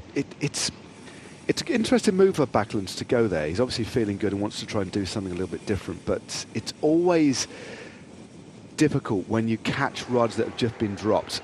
They are now thinking something a little bit differently. That they've clearly weren't strong enough to stay with the front guys, so you'll end up towing a group like that along, and it always tends to dent your momentum just a little bit. Although saying that, Bakkeland's might leave them on the next climb, because we've got the Côte de Chirave coming up very, very short. We've done the Aref onto the Chirave very, very shortly, which is a lot steeper. So the way that Bakkeland's is riding, he may be able to just ride these guys off his wheel. He's just got not to think about them. They might actually give him a couple of turns on the flat, although saying that, there's not much flat in between these climbs at all. This particular section is up, down, then up again. The only little bit of flat is the false flat over the top of this next climb, and then the run-in to the bottom of the Mur de Huy itself. Yeah, we head straight down off it after that little bit of false flat, as you say, Matt, then along the edge of the river and turn back into the city, and before you know it, we're turning steep right back onto the wall for the penultimate time. So those gaps, 1 minute and 8 back to that second group, 1 minute 42 to the third group on the road. It's not closing up quite as quick as I thought it might at this stage. Well, we saw them back off again. This was this little surging and easing, making sure that teams have troops around them and as many resources as they can for as long as they can, protecting the team leaders. So there's this ebb and flow that I'm talking about. So on the last climb, the climb of the Eref, they just eased off a little bit, and there was almost like a barrage at the front of the bunch. After a really fast approach, they just knocked it off a little bit, and then they pull it over the top. So that's why we're seeing this gap come down. It went down to about 40 seconds at one point, and now it's gone back out again. But this is Bakkeland's now having to essentially tow this group along. He won't be worried about them behind now. He's got a bit of a job to do here. And we did see Hulgaard, as soon as Bakkeland's went over the top, Hulgaard looked around and said, I'm not going to work. They're not keen on working at all. They've been out in front since pretty much the start. They're going to have very sore legs. Ooh. Hello. There we go. This is Pogačar. Pogačar has got some sort of mechanical problem. I think he's got a flat front. Yes, he has, Matt. Flat front tyre. So it should be quick to change that wheel. It's in. Now, is that a mechanical winder or is that a hand? Right, straight off and in. But it should be relatively quick, I'd have thought. Yeah, it's reasonably quick, but it's just lining up the rotor, getting it into the brakes there between those two tiny little calipers. Ooh. There we go. So get it off there, mechanic. No pressure there, right? Yeah, it's always a bit stressful, especially when it's Tadej Pogačar. And the team car was in front of him as well, so it must have just got past him at the last moment. Yeah. They're on a descent as well, so the team car might have spotted him at the last minute. One rider has waited, just coming down the line now. So Pogačar doesn't want to do too much of this on his own, but won't panic. But it's this sort of effort that can really tell later on. Yeah. So I'm trying to see which rider. Looks like it's Soler who's actually waited for him, actually. No, it's not. It's not Soler. It is Gianno Ayuso. Yeah, Ayuso. Well, he was struggling early on, Ayuso, on the climb. So looks like they're going to use him up. Yes, let's see how much he's got left. He's got Tadej Pogačar the double Tour de France champion and winner of Liège-Bastogne-Liège. Let's not forget, of course, last year on his wheel. His record already this year has been, of course, ridiculous, but then he is a ridiculous rider. First at Strade Bianche, 5th at Milan-San Remo, 4th in the Tour of Flanders in a very frustrated finish. A lot of you pointing out to us on social media, on Twitter specifically, of course, that he's going to be out for revenge today after feeling like he was boxed in. He might suggest unfairly, or certainly in terms of the races, the way it worked out at the end of the Ronde van Vlaanderen, just what, a week or so ago now, Matt, I'm losing track of time. 2 weeks ago. Yeah, it was a couple of weeks ago. Yeah, that was his last race, just outside the podium there. He's the kind of rider that just wants to win bike races and collect different bike race wins. That's clearly, but his record this year, again, absolutely phenomenal. Well, last year, the rider who led most of the way up was his great adversary, the other Slovene, Primož Roglič. Went early, didn't he, Roglič? Very early, but he nearly did it, didn't he? But he had all the while the world champion, current world champion, Julian Alaphilippe, tracking him and waiting, and then just popped off. And then he did still run him hard to the line as well. It was still quite close between those two. He kind of went again. He looked behind, saw Alaphilippe coming up, they went again. But this is Jan Pollant now. It's a full team effort, isn't it? Yeah, full team effort. Pogacar just dropping off the wheel a little bit there, but they're staying as tight as they can to the cars, just dropping in behind the Bahrain Victoria's car. But there's a lot of pace up front because we're coming in to the bottom of the climb again. Again, Ben Healy on the front, the former Irish road champion, just on the right-hand side in the pink. And then we've got the massed ranks of Alpha Vinyl as well. Matt, how much of this is them driving into the bottom of the climb, and how much of this might be word getting through that Pogacar's off the back? Is there anything in No, that? I think they might know that he's off the back, but the way they're spread across the road, this is exactly the same as previously. There's so much speed in the bunch anyway. They might get that information, but they're certainly not riding to make sure he doesn't get back on. Not at the moment. This is purely getting in colour blocking order to make sure their team leaders, protected riders, are in a good place at the bottom of the Muur de Huy. Colour blocking order. That's a wonderful turn of phrase. I'm going to have to adopt that. I need to write that down. Colour blocking order. Yeah, that's exactly what it is, isn't it? Like they've got their own highlighter pen out and are highlighting their way through their own peloton. I do feel for these guys right now because there's a brewing storm behind them. First of those to go through, Valentin Ferron ready to take on the next climb. Here it is, heading on to the Côte de Chérave. The ascent number 2 of this climb, and this is the steeper one, isn't it? Yes. It's the way these climbs come. You've got the RF at 5%, Chérave at 8%, and then the Muur de Huy, at just under 10% average for 1,300 metres. But the pre-race favourite, or one of the preeminent pre-race favourites, looks like he's going to get back on without not too much trouble, but a bit of a panicky moment. But as we said, they've got so much resource to look after him. There was no real doubt it was ever going to get back on. Matt, I think there's more pressure there on the mechanic. I could just see that moment when he couldn't get the drill off. Oh, I'd have been, snap the damn thing, just snap it off. I'll tell you what, I've seen mixed wheel changes these last few weeks as well. Last week we had I can't think what race it was in, but we had a Shimano neutral service motorbike that was still using an Allen key. I don't know if there's something wrong with their drill, but they were using a twisting Allen key, you know, and you're going back years, you're going back decades, aren't you, to that? The thing with neutral service, and again I might be wrong, that most through axles are the same diameter, but some do have a different size Allen key. So okay, that's interesting. So I know this is the, for those of you who maybe not overly technically aware, what we're talking about is a change to most of, if not all the teams now being on disc brakes. In fact, looking at this race, I think every single team and rider is on disc brakes, and that means they use a through axle, which is effectively a whacking great axle, which is the bolt that holds the wheel on effectively. And it's properly primitive as well, really, Matt, isn't it? It is literally like one big hollow bolt and an Allen key hole on one side. Yeah, it basically fixes the wheel to the frame very, very securely indeed. But as it's so secure, it does take a little bit of work to get off, and there's no real quick way of doing it. And because of the different widths, I think this, 9.8 mil, I would imagine that they had to go and get an Allen key.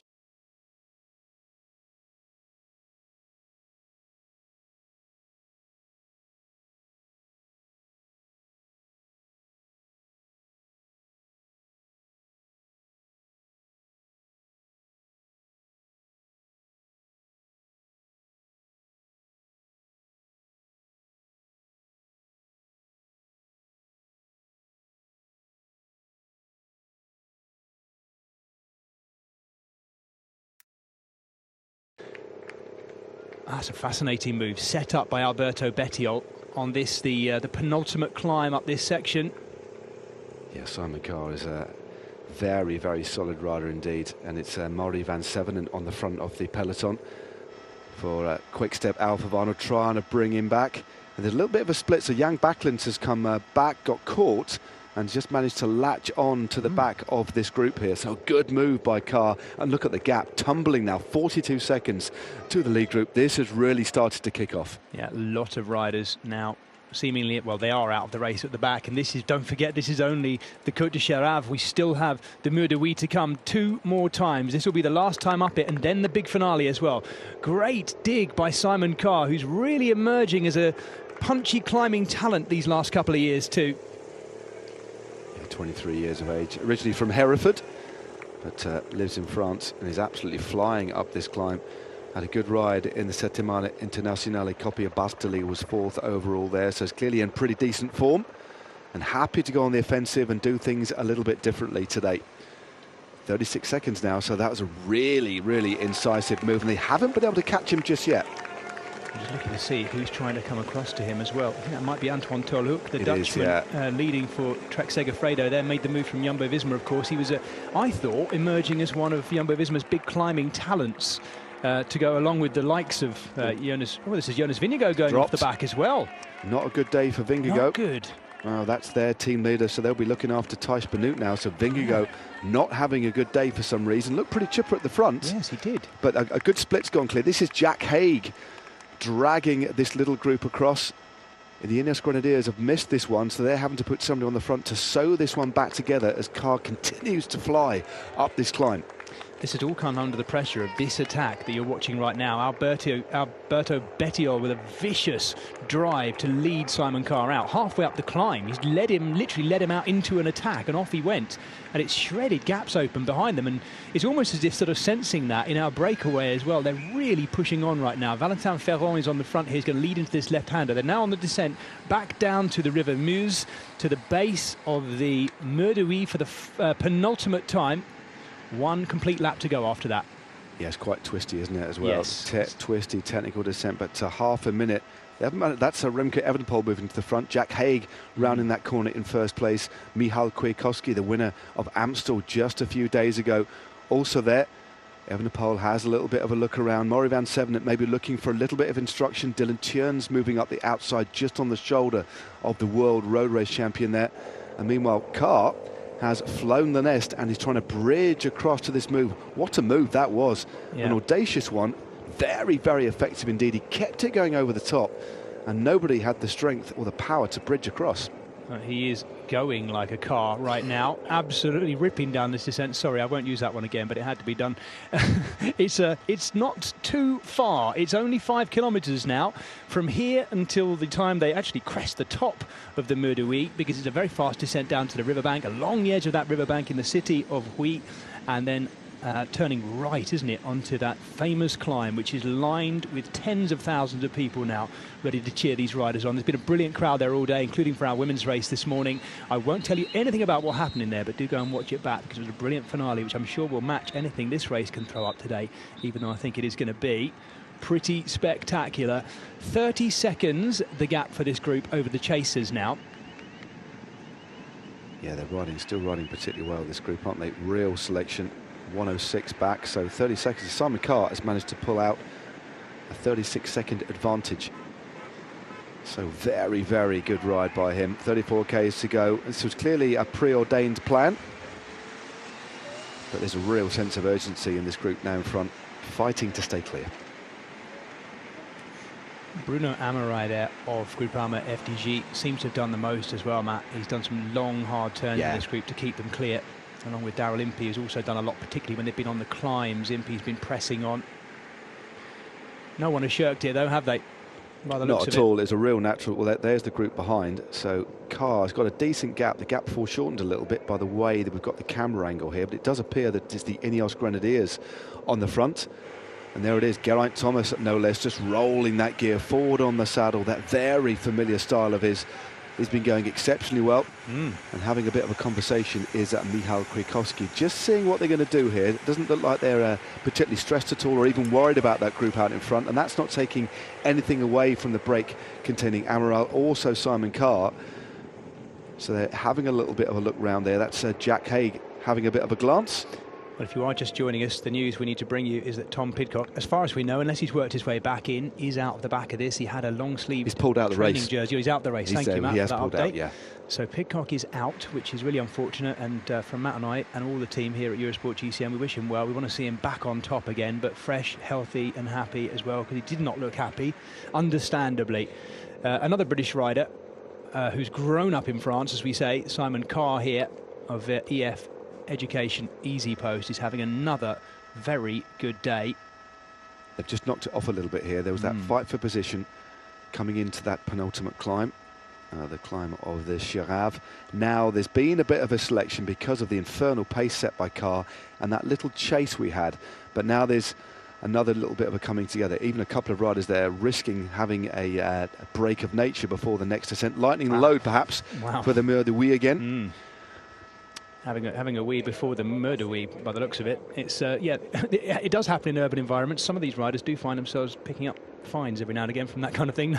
But you know, it's a long time out there and quite warm conditions now as well, Matt. So they'll be trying to take on as much fluid as they possibly can, and that of course has its own effects. So this is our 5-man breakaway, and they're not far off turning. It actually ramps up all the time, very gradually now, doesn't it, until they take that right-hand turn onto the Avenue du Condro, which is the bottom, and then we're about 7-8% for the first sector before they get to that first right-hand turn. That's when it really steepens through the Virage Claude Crequillon that Matt was telling you about, the history of that Belgian rider, World Road Race champion as well before his sad passing in 2015. There's the last time we see the river on this lap. We've got one lap to go after this. That's our main peloton chasing. Yeah, I'm intrigued to see what Jumbo-Visma do now. I would imagine that they're going to reconfigure and now ride for Thijs Benoot. So they are riding hard on the front. This is where the road, as you just said, starts to gently rise up. So you don't really, the horrible thing about the Mur de Huy is you don't carry a lot of momentum into the climb itself. You've got that fast run in, but then you've got this gentle slope just to knock off the speed, so you don't really carry any pace into the climb at all. It's horrible. And there's the average gradient, but that average gradient of 9.6% doesn't give you a proper insight into the horrific gradient later on, as Simon Carr's holding steady. He closed a bit, but now he's holding at half a minute. So close. He will have been able to see them just turn around that right-hand bend just past the banner there as well. Simon Carr getting into that final kilometre before the line as well, but it really doesn't, when you talk about the final kilometre in this race, it doesn't mean much because it's so brutal that it doesn't really feel like a kilometre. It feels like 5 or so, just watching it, let alone riding it. Here we go. Exactly, it's a 3-minute climb, as we said, or the fastest ever. 3 minutes. 3 minutes, 3 minutes and 4 seconds for the 1.1 kilometres, which is nothing short of amazing. Absolutely. That was Mike Woods, just to remind you, on Strava in this race back in September of 2020 when Mark Hirschi topped out the winner.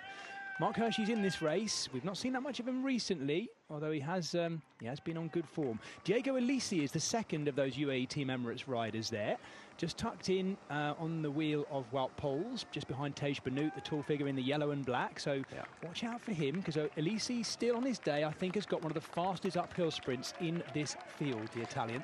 Yep, Valverde is sat just behind Gregor Mühlberger, so the Austrian, as he did on the previous lap, looking after Alejandro Valverde. So there is Valverde, second on the right.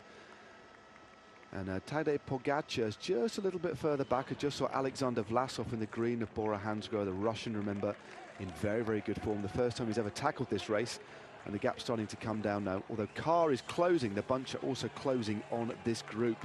And one rider really starting to struggle is Simon Guglielmi, just getting dropped. You just see them taking the long route round that hairpin. If they go up the apex of the corner, they're going to add a couple of percentage points in terms of gradient. So definitely a wise move to take the longer line around this brutal climb.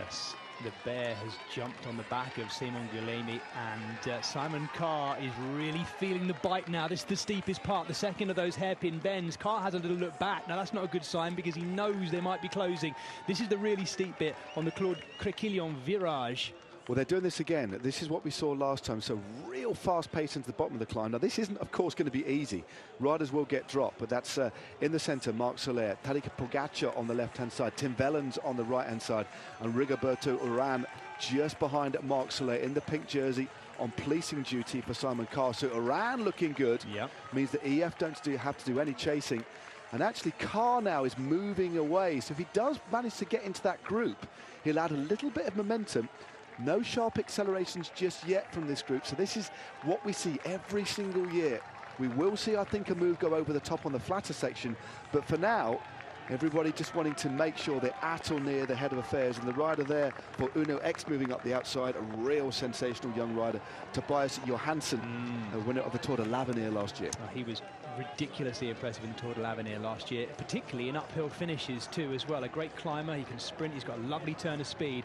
This is going to be our breakaway coming across the line with 1 lap to go. If you are just joining us for the closing stages of La Flèche Wallonne this year, my name's Jez Cox, I'm alongside Matt Stevens, and we're going to bring you one of the most exciting finales in one-day classics racing anywhere in the world. This is what La Flèche Wallonne is all about, the closing stages on the Wall of Huy. 1 lap to go. We have 4 riders clear. They are Daryl Impey, Bruno Amirail, Jimmy Janssens and Valentin Ferrand, who is leading for the French team Total Energies right now. This is Simon Carr still hanging on, and alongside him is Simon Guillemey, who's been dropped but desperately trying to hold the back wheel of the British rider as they cross the line with 1 lap to go. Yeah, good bit of riding by Carr there, has opened up a clear gap on the group behind. And this isn't easy, but it also isn't flat out. So Johansson now on at the right-hand side. Wout Poels and not too far away as well. Urán looks pretty comfortable. He does, doesn't he? Victor Lafay in the centre there, in the white of Cofidis, and another man in pretty decent form. He is, yeah. Tim Wellens in the middle on the last lap last year had a big dig by himself trying to get clear as well. So I wonder if we might see Tim Wellens have another go and see if he can make good on what he did last year. This is once again Quinten Hermans, the Belgian rider, now driving clear. Actually, he's got one of the Alpecin Fenix riders for company too. Hermans, such a good climber and a great all-rounder. We've already seen him attacking today, Matt, haven't we? Yeah, Hermans likes riding in Wallonia, has done very, very well in the past. 14th, remember, last year. So those accelerations over the top, just on that little flatter section. 17 seconds for Carr to get across to this group now.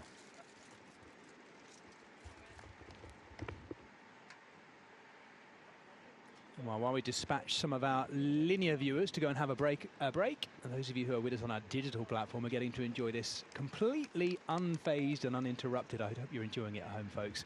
We certainly are here in the commentary box. It's glorious sunny conditions in Wallonia, and we're still watching Simon Carr of EF Education Easy Post in the pink and, well, it's kind of greeny black now, isn't it? Trying to work his way across that gap. It also looks like Nielsen Paulus are trying to just police things on the front end here. He's on the radio for EF Education Easy Post to try and just make sure things are under control at the front end, watching for moves to get across. And Alejandro Valverde has also just moved up to the front on the outside as well, using a little bit of pavement in order to do so. He's on the left-hand side of his shot there, the 5-time victor in this race. And here we have an attack going for Lotto Soudal. And that looks a lot like Matthew Holmes. It is the British rider, and he's drawing with him 4 other riders as well. Matt and I talked earlier about whether we would see Matt Holmes going in the break. We were surprised to not see him in today's breakaway. A lot of pressure put on him to do that, but the British rider for Lotto Soudal, so good at sneaking away in early breakaways, or breakaways anyway in the race, and he's given it a dig here. A little flick of the elbow to try and bring through the others, but it does look like that move might be snuffed out over the top here. So we're into the final lap now, the final 30 kilometres of this, the 86th edition of La Flèche Wallonne. And it's not just Matt Holmes for Lotto Soudal who's having a dig too. He's got teammates there ready to do likewise as well. This looks like Sylvain Moniquet, strong climber. And Marie van Sevenen is the bobbing head of the Belgian rider behind for Quick-Step Alpha Vinyl. Big pressure. Even if I do say it myself, I'll ratchet it up likewise. Pressure on Quick-Step Alpha Vinyl to rescue their Classics season. By their standards, it has to be said. Some would say it's unfair to say that, but certainly going by previous standards, Quick-Step Alpha Vinyl, since that win of Fabio Jakobsen in Kuurne-Brussels-Kuurne way back in February, not getting on top of the top step in the very biggest of the classic races. Of course, they had that wonderful win in Milano-Torino from Mark Cavendish in Milan-Turin, and Kasper Asgreen's podium at Strade Bianche in third. But by their standards, they are relatively small pickings, particularly considering the second half from Milan-San Remo onwards to where we are now. It's not been the kind of classics campaign that we would normally expect from any Quick-Step team. Can Lulu, the man known as Lulu, Julien Alaphilippe, the man who comes from the centre of France in that World Champions jersey, can he be the first man to the top of the Mur de Huy this time through?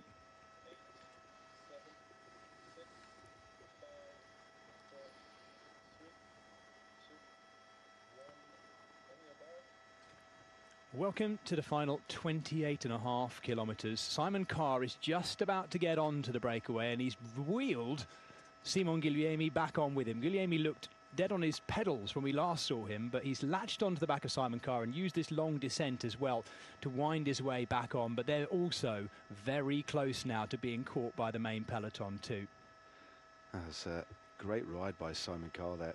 I mean, look at what it's done for the rest of the team. The rest of the EF team don't have to do anything now. Just watch, wait. Carlos Rodriguez, the first time we've seen the young Ineos Grenadier riding in about fourth wheel. So a bit of a stalemate here, but no real surprise. But still a pretty sizable group here. But this is a great little bit of riding. So the addition of Simon Carr has given Simon Guglielmi that extra little bit of hope here, isn't it? But it is only a slender lead to the front, 41 seconds, and still a lot of firepower behind. But one or two of the favourites are gone. Big surprise to see Jonas Vingegaard get dropped earlier on. I didn't expect that, but that does happen from time to time. You just end up not with the legs that you want. But Carr here doing a superb ride and having to do it pretty much single-handedly. And that's not the fault of Guglielmi. He's just going to hang on for as long as he can and just see what happens now. Yeah, you can see the back pockets there of Jimmy Janssen stuffed with wrappers, something that previously in our sport you might not have seen, but increasingly we're seeing riders coming to finish lines, even in leading groups, with bananas and all sorts hanging out of their pockets, because since the 1st of April last year, you are only allowed to drop litter in designated litter drop zones where it can be immediately picked up. And you know what? I think it's a very good thing for our sport. It's wonderful to see. It also means that these riders look a lot more like you or I rolling around the lanes of whatever country we happen to live in with our things stuffed in our pockets. There's something about that, you know, Matt, it's quite unifying, I think. Yeah, definitely. Definitely. Well, tell you what, will we see unity here? Because we're hitting that crosswind section. Last time through this section, 32 Ks ago, as we look at Alejandro Valverde, we saw Bahrain Victorious literally put it into the gutter to try and split things. It did fragment the peloton a little bit, but there wasn't the cohesion that I think they would have hoped for. And you can just see this wide open road heading in the same direction. So it's a mix of squads now moving, relaying on the front. Cofidis in the mix there, Alpecin. That's Christian Sparagli just on the outside there in the blue. And just in the inside, look at that being protected. Just obscured there by his teammate was Julien Alaphilippe, keeping himself out of trouble, but right at the head of affairs. So not quite as quick on this particular section last time. No, I also wonder whether the wind has dropped a little bit, Matt, as well. It's possible, isn't it? With 26k to go, we still have the final climbs of the Côte d'Aref and the Côte de Cherave to come. We've seen just how hard that Côte de Cherave is the last couple of laps. That is going to be hard. I think we're going to lose a lot of riders up the Cherave this time. If it's taken anywhere near the pace it was taken last time, anyway, really it was Simon Carr's attack set up by Alberto Bettiol that really lit the touch paper there. We've had a bit of a calming since then, but that was a key moment. It was, and it just showed how much damage you can do on that climb, because it is a steep one. Over 2Ks, 2.1 Ks at 8%, a serious climb, and can do a lot of damage, make the legs sore for the final climb as well. But Quick-Step Alpha Vinyl with Louis Viveka on the front now. Bernard just moving up to the inside there for Trek Segafredo, using the other line, but Viveka having a look round to see who he can see. So almost the race is quite semi-neutralised here. Ikea Samsic moving up the inside. We know they're looking after. Warren Budagil, he's already had his fair share of problems. 5th in this race in 2021. But just that, although there's no real proper chase on here, Jez, it's just that momentum again. All the teams again moving up around the outside, waiting. And as a result of that added momentum, the gap now to the front, only 36 seconds. And we're into the big wide open roads as well. So an opportunity to be able to look straight down them and see where our breakaway is. Although we're into the rolling roads, the peloton will occasionally be able to catch a glimpse of the following cars behind that breakaway. The history books say these riders will be caught within the next 10k or so. Let's grab a word with the defending champion, Julien Alaphilippe of Quick-Step Alpha Vinyl. Julien, dites-nous comment on se sent, c'est votre course préférée. Julien, how are you feeling before your favourite race? And he replies, well, one of the favourites. I'm happy to be at the start, motivated with a strong team. We'll try to do a nice race as always. How is the shape? Is it where it should be? Well, I think so. It worked well last week at training. I'm eager, I'm keen.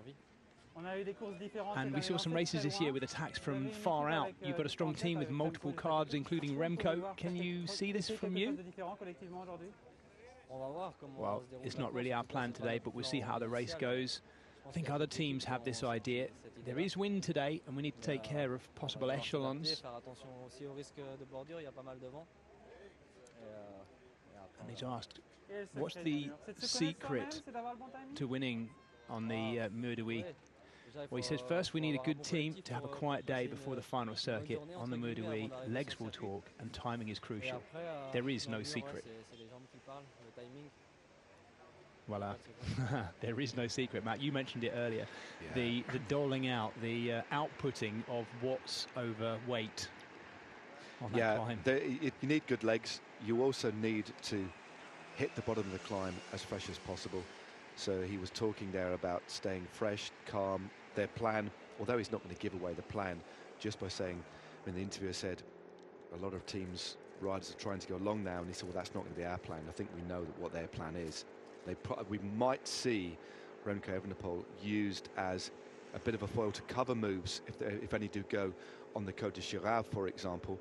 But I think they'll use his ridiculous power and superior efficiency to tow anything back and maybe try and set him up towards the bottom of the climb. The thing is, he's that good, he could go clear on his own, but I think today is all about, for that particular squad, Julien Alaphilippe. But Remco Evenepoel is going to provide it's going to be a very, very important part of their armoury today, as we see winner Anacona on the front on the left-hand side, and Damiano Caruso in the centre, the winner of the Giro Sicilia, now working for his teammate. Once again, Matt, Trek Segafredo on the left there, paying quite close attention to the front, and we've had some conversations already about who we think that might be for. Bauke Mollema, on paper, would be definitely their team leader. Yeah, so I would think so. Looking at the form of the other riders around him, I would say it would be Bauke Mollema. They do also have in there Gianluca Brambilla, but the Italian rider, who does have a good uphill kick too as well. But I agree with you, Matt. I think it might not be about him. Mollema is our likely team leader for Trek Segafredo. And it could be another rider for them. Do you know what? Skelmos, the 21-year-old, he's had a fantastic season so far. Third overall in the Tour de la Provence, 2 top 10 placings in the Vuelta a Catalunya recently. So he's really climbing well. So watch out for the young Dane as well from Copenhagen. Thank you, folks, for your predictions, which keep coming in on Twitter, at Jez Cox, at Real Stevens, with a PH, of course.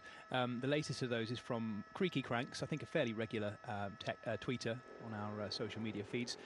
Creaky Cranks predicts, G is gonna smoke 'em, I can see it now. That's what it says. Well, there we go. So we've seen him at or around the front, but he looks like he's in a team working order. I tell you what, that would be wonderful, Matt, wouldn't it? I think he's a deluxe domestique today. Well, what a deluxe domestique he is as well. They've certainly got some options. We know Pidcock has retired from the race, but for me, I think it's going to be Danny Martinez for that team, and Carlos Rodriguez and Kwiatkowski to marshal any moves on the 2 penultimate climbs, and the first of which is going to be coming up very, very shortly. So we're dropping back down into that bowl. And next on the menu for the final time it is the Côte des Rêves, followed by the Chérave.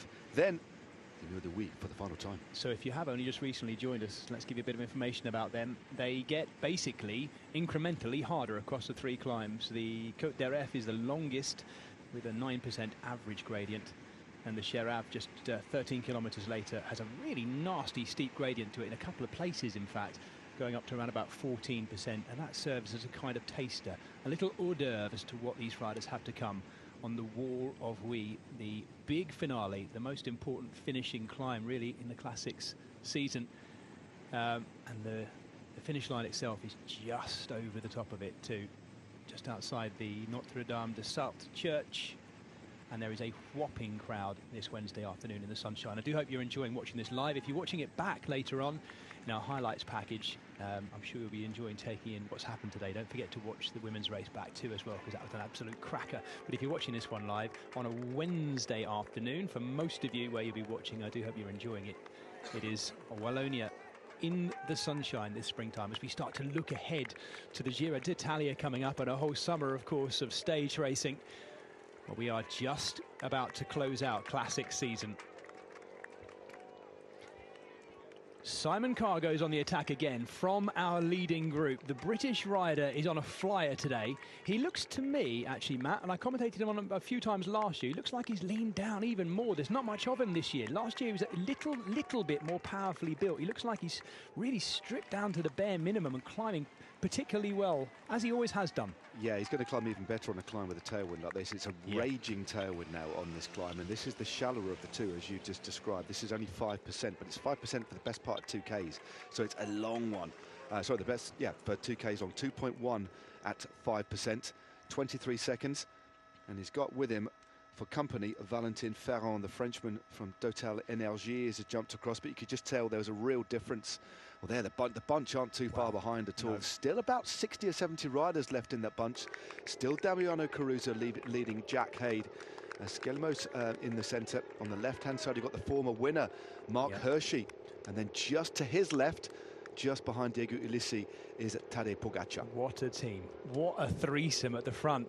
A former winner, a double Tour de France champion, and Ulissi as well, who's also performed particularly well in this race in the past. He was third in 2019, and as I say, when he's in position, he needs to be considered as a favourite, one of the favourites for this race. He sits on the front there, and is also Juan Ayuso still there as well for them too. Mark Hirschi right in the middle of the shot with the taping on his calf. And Simon Carr leads this race at the moment. Yeah, this will be handy actually to go over the top of this climb. Although Carr is clearly the strongest, he's the freshest, accelerated through, towed Guglielmi all the way across that gap. Guglielmi, unsurprisingly, couldn't really do anything about it, but Carr is clearly the strongest here. But if he gets a little bit of work from Ferrand over the top of this climb, they could open up their lead a little bit. So Ferrand doing the right thing here, not contributing to the pacemaking at all, just making sure as best as possible he is sheltered. But I tell you, one rider who isn't giving up, he's in great form. Bruno Amiral is absolutely flying too. That initial acceleration from Carr they couldn't respond to, but now they've settled into a little bit of a rhythm on this long climb. They get Geniet, the Luxembourg champion, on at the left-hand side. Just behind him is Nilson Paulus, who did that superb ride at the back end of last year in the World Championships. Top 6 for him there. Yep. But Bahrain Victorious have numerous riders at the front here.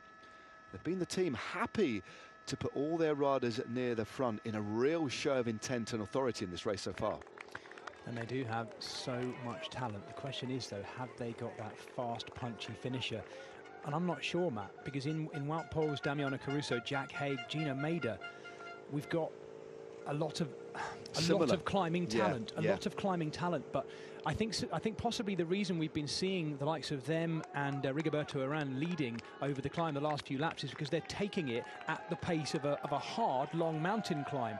That final time up it is radically different, isn't it? Yeah, it's a real high-end effort.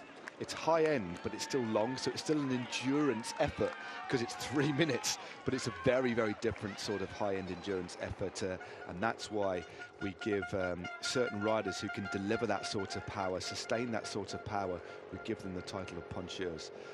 But it is Caruso on the front. Remember, second overall in the Giro last year, along with a stage win, then went and won a stage in the Vuelta, maturing like a fine wine. Absolutely. Really starting to wind this up there. Wout Poels had a good year too, in the third position.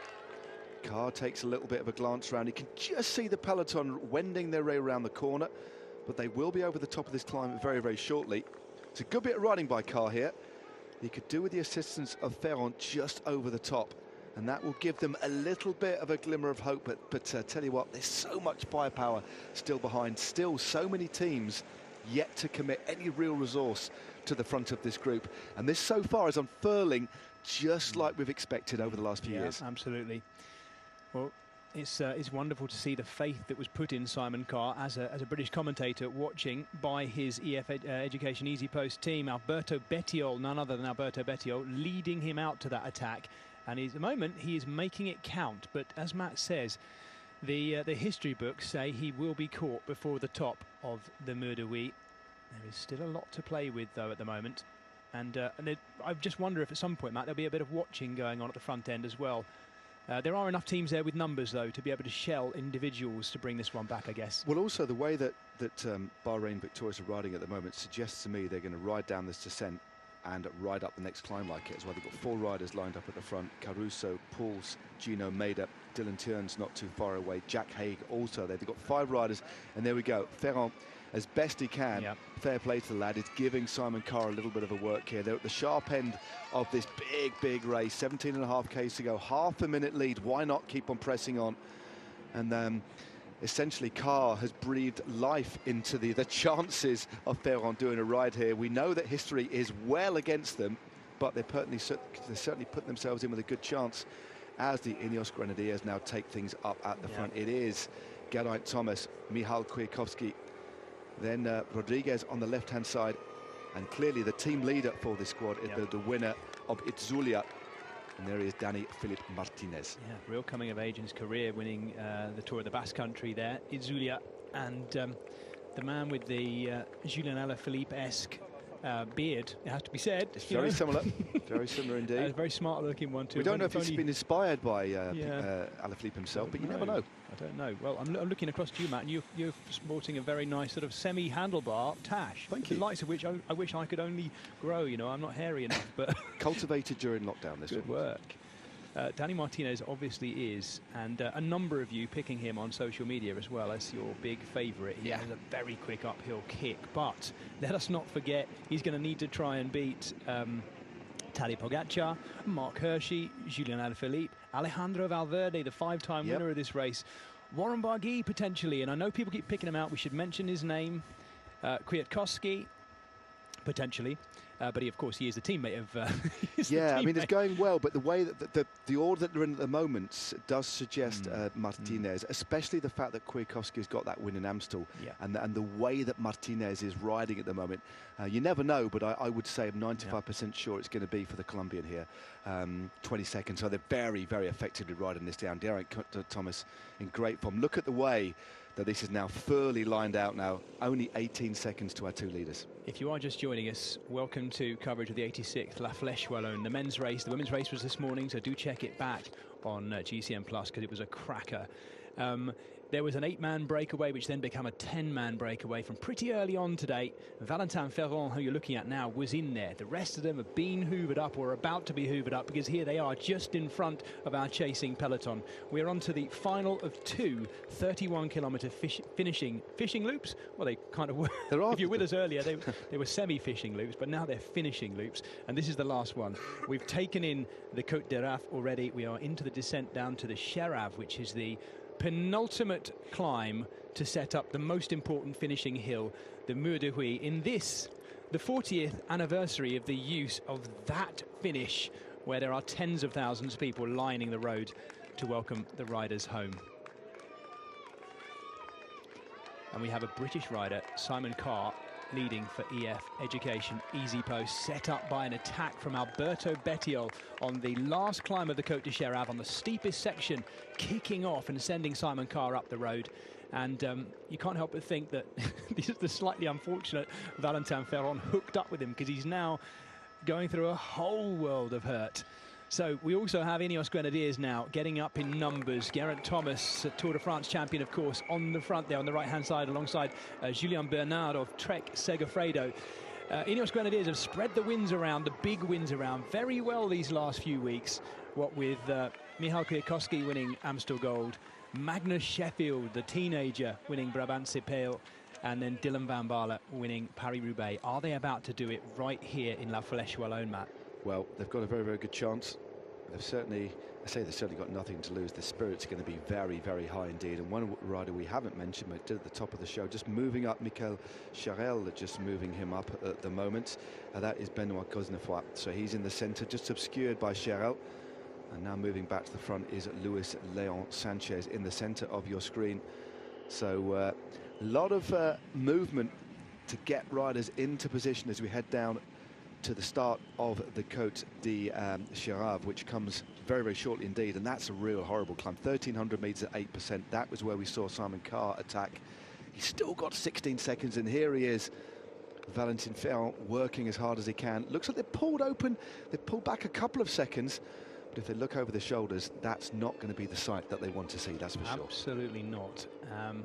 But it is, I'd have thought, Matt, for some of those teams there, a nice little sight to see these two dangling out there, is it? Yep. Just a little marker of where the lead of the race is while they wait to set up this expected end game. We will say that, you know, with knowledge of what's gone before, but there is always still a possibility that these coups could hang out there. You never know. You just never know. I mean, it's tantalising, isn't it? We've seen over the last few years riders get caught on the lower slopes of the Mur de Huy just at the end. But by looking at the speed that this bunch are moving and the importance of positioning now is crucial. This is Jakob Fuglsang on the front, a previous podium finisher, runner-up in fact a few years back in this race, looking after Mike Woods, fourth and third in the last couple of years. Mike Woods, a specialist at these steep climbs. He's feeling good, coming into form, already with a win this year. There's the blue and white jerseys of Israel Premier Tech just on the right-hand side. UAE Team Emirates in the centre, Ineos Grenadiers on the left-hand side, and then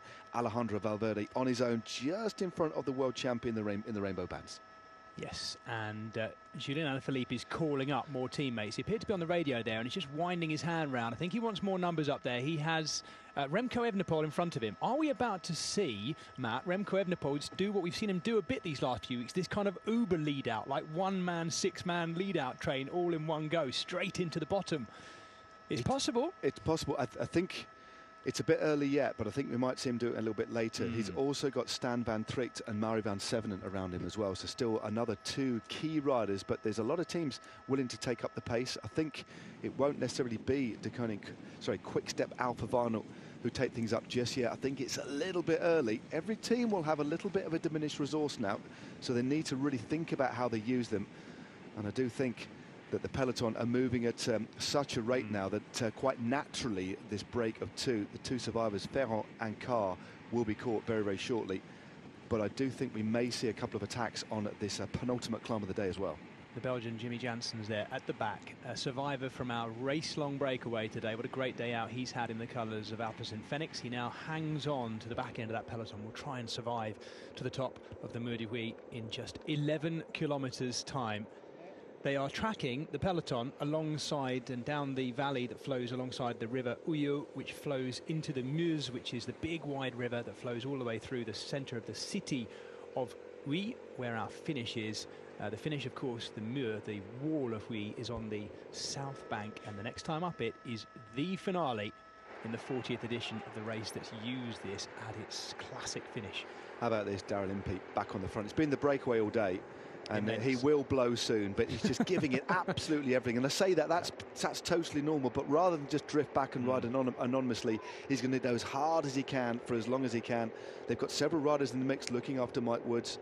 Jakob Fuglsang, there he is, just in the centre, Mike Woods. And there's still Geraint Thomas just on the right-hand side there, constantly just glancing around to make sure that Martinez is looked after. But just behind Martinez is Rodriguez, as the former South African champion and yellow jersey wearer in the Tour de France continues to pile on the pressure on the left-hand side. Only 12 seconds now. It's a brave performance by these two. Bold move by Carr, wasn't it? Absolutely. And also a strong performance by the French when they're continuing to ride together. But I do think their tenure now at the front is going to be limited to just the next couple of Ks. Yeah, it has to be said, Valentin Ferrand, man of the match throughout the whole race so far, really did a lot in that breakaway, and then having the strength and the fortitude, the resolve to go with Simon Carr once he's come past him. Great ride by this man, the Frenchman, one of the 4 Frenchmen in our breakaway today. And judging by the last few weeks, Team Total Energy is a team very much on form, and it has to be said, motivated, I think, to make the most of their numbers while they wait for Peter Sagan to come up with some big goods, hopefully, this year for them.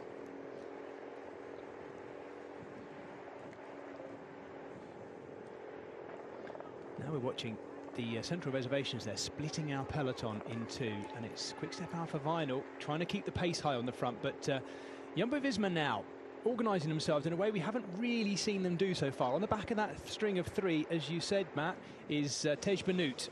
Yeah, that was Robert Haysink on the front there, driving hard. Simon Carr leading Ferrand. Their lead now down to single digits, and just look at the differential in the speed there. We just saw the white and red jerseys of UAE Team Emirates just moving around the outside, obscured by the gentle curve in this road. And we've still got to get to the bottom of this climb, though, so I think they're going to be caught at the worst time, right at the bottom of the climb. And will we see this bunch stay together, or will we see riders starting to attack? This is one of the fastest ever editions of Fleche Wallonne. The fastest up to this point so far was back in 2004, 44.08 kilometres an hour, and this apparently could surpass that. So wow. We not only had the fastest Paris-Roubaix, but one thing we do know, the peloton these days certainly shifts, that's for sure. That is an understatement. Dry and warm conditions as well, making this one ideal, literally perfect racing conditions too. Evenepoel just on the outside there, just in that little bit of a gravel, just on the wheel of, just to the left of Kwiatkowski, who raises his hand, and the young Belgian slips into the slipstream of the former World Road Race champion, and taking over at the front now, Geraint Thomas. So double arrowheads at the front. The rider swinging over is Ilan van Wilde, very capable young Belgian, but he's lost his teammates here, and coming through the centre is Robert Haysink, looking after Thijs Benoot, as you said. Vingegaard no longer in the mix for that squad. No, Tej Benoot does appear to be. Well, we know Vingegaard's been dropped, so Tej Benoot appears to be team leader now for Jumbo-Visma, and very capable of finishing off as well. He's got a good uphill sprint too. The top of the Côte de Cheraf comes with 6 kilometres to go, and they're into the lower slopes of it. This is the first time this peloton of 173 riders has been together for about 185 kilometres. So we're now back to square one to a certain extent, but we've lost an awful lot of riders off the back of this. As you can see, that is not 173 left now, but we are still going to have, Matt, if it comes to the base of it, a really big group hitting the bottom of the wall together. Yeah, it does look like it. I mean, normally over the last few years, the break is still away and the caught over the top of the climb, but it is Jumbo-Visma leading in, and this is the unmistakable figure of Jos van Emden. He was drifting around at the back and has now moved to the front right at the proper time to put Thijs Benoot into position. Benoot is in second place at the moment, but it's not quick enough. So just coming round the outside to drag stripping each other. This is Geraint Thomas adding a little bit more fuel to the fire as they hit the bottom of this climb. An infernal pace being set so far. This is the penultimate climb. This isn't even the finale, Matt, either. Yep. They're losing numbers as well. Ineos Grenadiers have lost a couple there that have swung off already, and you can see riders dropping off the back all the time. Watch for the battle to keep Benoit Cosnefroy up to the front as well for Agi Desert Citroën. It is messy at this stage. Already lots of shoulders being lent on. Yeah, it's a little bit gravelly. It's a bumpy corner. You can see how pitted. It's actually over cobbles around the apex of that corner. So the last place you want to be is down the back here. You can see that concertina effect, the peloton now strung out as they hit the lower slopes of this climb, and it is a horrible one. On the left-hand side there. So Geraint Thomas takes things up. Tim Wellens on his wheel. Then we have a Michal Kwiatkowski, and just moving up the outside on the left, out of the saddle now is Maury van Sevenent, and a big move on the right here for Cofidis. Yes, it is a big move. Axel Zongle there, Remy Rocas as well in the middle, the two smaller figures there for Cofidis. We've really not seen much of Cofidis so far, and we're seeing a team attack right now. This is impressive, Matt. Yeah, very, very impressive. Maury van Sevenent has latched on to the 3 riders from Cofidis there. They'll be looking after Victor Lafay. Ineos Grenadiers still on the front of the group, but what an impressive little move this is. 3 riders from Cofidis, one has now swung off. Opened up a nice little bit of a gap here. This is a good move. Van Sevenent, the only rider left now. I'm not sure Axel Zongel's got much left. This is Remy Rochas, the Frenchman for Cofidis on the front, who's now dropping Van Sevenant by the looks of it. Van Sevenant doing his best wasp-chewing impression, as he always does in seemingly any terrain. I was wondering there whether Axel Zongel had enough to hang with it, but the powerful sprinting Frenchman hasn't. And Remy Rochas, the short, powerful climbing figure, is going clear at this stage. I'm not sure that was necessarily the plan, because Zongel swung off, and there he is being reabsorbed, the young Frenchman for Cofidis. Michal Kwiatkowski now on the front for Ineos Grenadiers, and being tracked all the time by those UAE Team Emirates jerseys. Tadej Pogacar looking very comfortable, sitting while most others around him are out of the saddle. An audacious move by Cofidis there, but they certainly set up Remy Rochas very, very well indeed. He'll like these steeper slopes. The man from La Motte, Cervolex, is clear, but we don't know how much of a gap he's got, but it seems to have calmed down behind, and he's opened up a good gap, a good 10 seconds or so. And still in between, it is Murray Van Sevenant who's about to be caught. Michal Kwiatkowski still setting a tempo on the front there for the Ineos Grenadiers. No other counter-attacks as Rochas continues to move clear. Great move by the Frenchman. Very good move by him. He's been climbing well these last few weeks as well. He was racing last week in the Besançon and the Jura, where I was commentating on him. He and his Cofidis team having a great week of racing last week, and Rochas heavily involved in setting up the performances of Victor Lafay and Jesus Herrado, who was a winner last week as well. Murray Van Sevenant is not giving up though, jersey unzipped and bobbing all over the place as he is wont to do so, trying to get back to the back wheel of Rochas. Yeah, Van Sevenant done a great ride. He's been in this position before, albeit in first position. He led over the top of, led pretty much, he crashed, didn't he? Went into a ditch a couple of years back when he first came to prominence.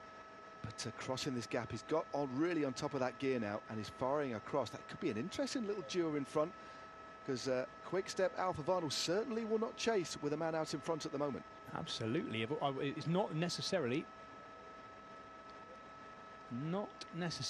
the rider or the team you'd expect to be out there solo. Now, what colour is that rider going across? That might be an Ineos Grenadiers rider as well. It's a very dark kit. I might be wrong. It looks like it might be a Movistar. Ah, yes. Or is it? No, it's a DSM. There you go. We weren't expecting that, were we? Well, I tell you, it's a very dangerous ride. And it's Søren Kragh Andersen has gone across. A man with a lot of power, but would like a bit of a gap on the climb. So rounds that corner straight on the power out of it. Look at the explosiveness that he's got. Straight onto the wheel of Van Sevenant, straight over the other side. Well, this is a very, very strong move indeed. This adds something very special to the front, but it is Michal Kwiatkowski now leading the chase from the bunch behind. Matt, that's telling. Søren Kragh Andersen, as soon as he saw they were clear, he's just reset his bike computer there. So he'll be looking to try and hold an average wattage now and try and measure out his effort all the way to the finish. That is a mark of a modern-day pro, isn't it? The first thing he's thought to do is press the button on his Garmin or whatever it is. Well, did you see? Yeah, it's amazing. Did you see how much pace he carried into that corner as well? He was taking a few risks there, but if you want to win races, you have to take a few risks. Kwiatkowski carves his way around that rutted corner. Sit in fourth wheel there and won't need to do a thing at the moment is Remco Evenepoel. On his wheel is Tadej Pogacar. And not too far behind, just trying to look for the figure of the world champion, Julien Alaphilippe. Where is... He is much further down. Alaphilippe. Yeah, a little bit further back than I thought. I think as well, the third rider there for Ineos Grenadiers is Carlos Rodriguez now. I'm not sure whether Dani Martinez, he might be tucked in on second wheel, but Rodriguez was definitely the third rider there. Well, I say definitely, I'm pretty certain of it. So Ineos Grenadiers have lost a couple of riders too. Where is Lulu? Look for that stripy rainbow. There he is on the left-hand side of your screen. Yep, but he's a lot further down the group now at this stage, Matt. He's dropped back a bit. He certainly is. 4.2 Ks to go now, so having to move up a little bit. Certainly lost a few places. Perhaps didn't want to match the pace of the strongest at the front. Was going to use the descent, save a little bit of energy just to drift his way back to the front. But look at the way Kragh Andersen is pushing through these corners and how immediately he stamps on the power. Great riding by Van Sevenant to get back in contact. They've lost Rojas on the descent. He just could not keep up with the pace. This is some move. We hadn't even mentioned Team DSM, Matt, at all. We had not mentioned them. We certainly hadn't mentioned Søren Kragh Andersen. What a ride he's on, and this is classic of him, isn't it? Late attacking and very, very powerful in a short period of time. Remy Rochas is there. He's caught in between this breakaway of two, and Murray Van Sevenant is saying, no, I can't. He's shaking his head. Whether he's not allowed to or whether he simply can't. He's not coming through, though. No, it's too dangerous a rider to ride with. So they have a chance with Van Sevenant now if they stay away, but he's not going to ride here. If he starts riding, it becomes a little bit too dangerous. So no surprise that Van Sevenant would have been instructed to sit on, as now we see the Israel Premier Tech squad wind things up at the front. Remember, they're looking after Mike Woods. This is still a very, very big... Oh, that was very close there. It looked like Pogacar nearly came to grief on a curbstone on the right-hand side there. 3 kilometres to go. The final 3 kilometres of this, the 86th edition of La Flèche Wallonne for the men.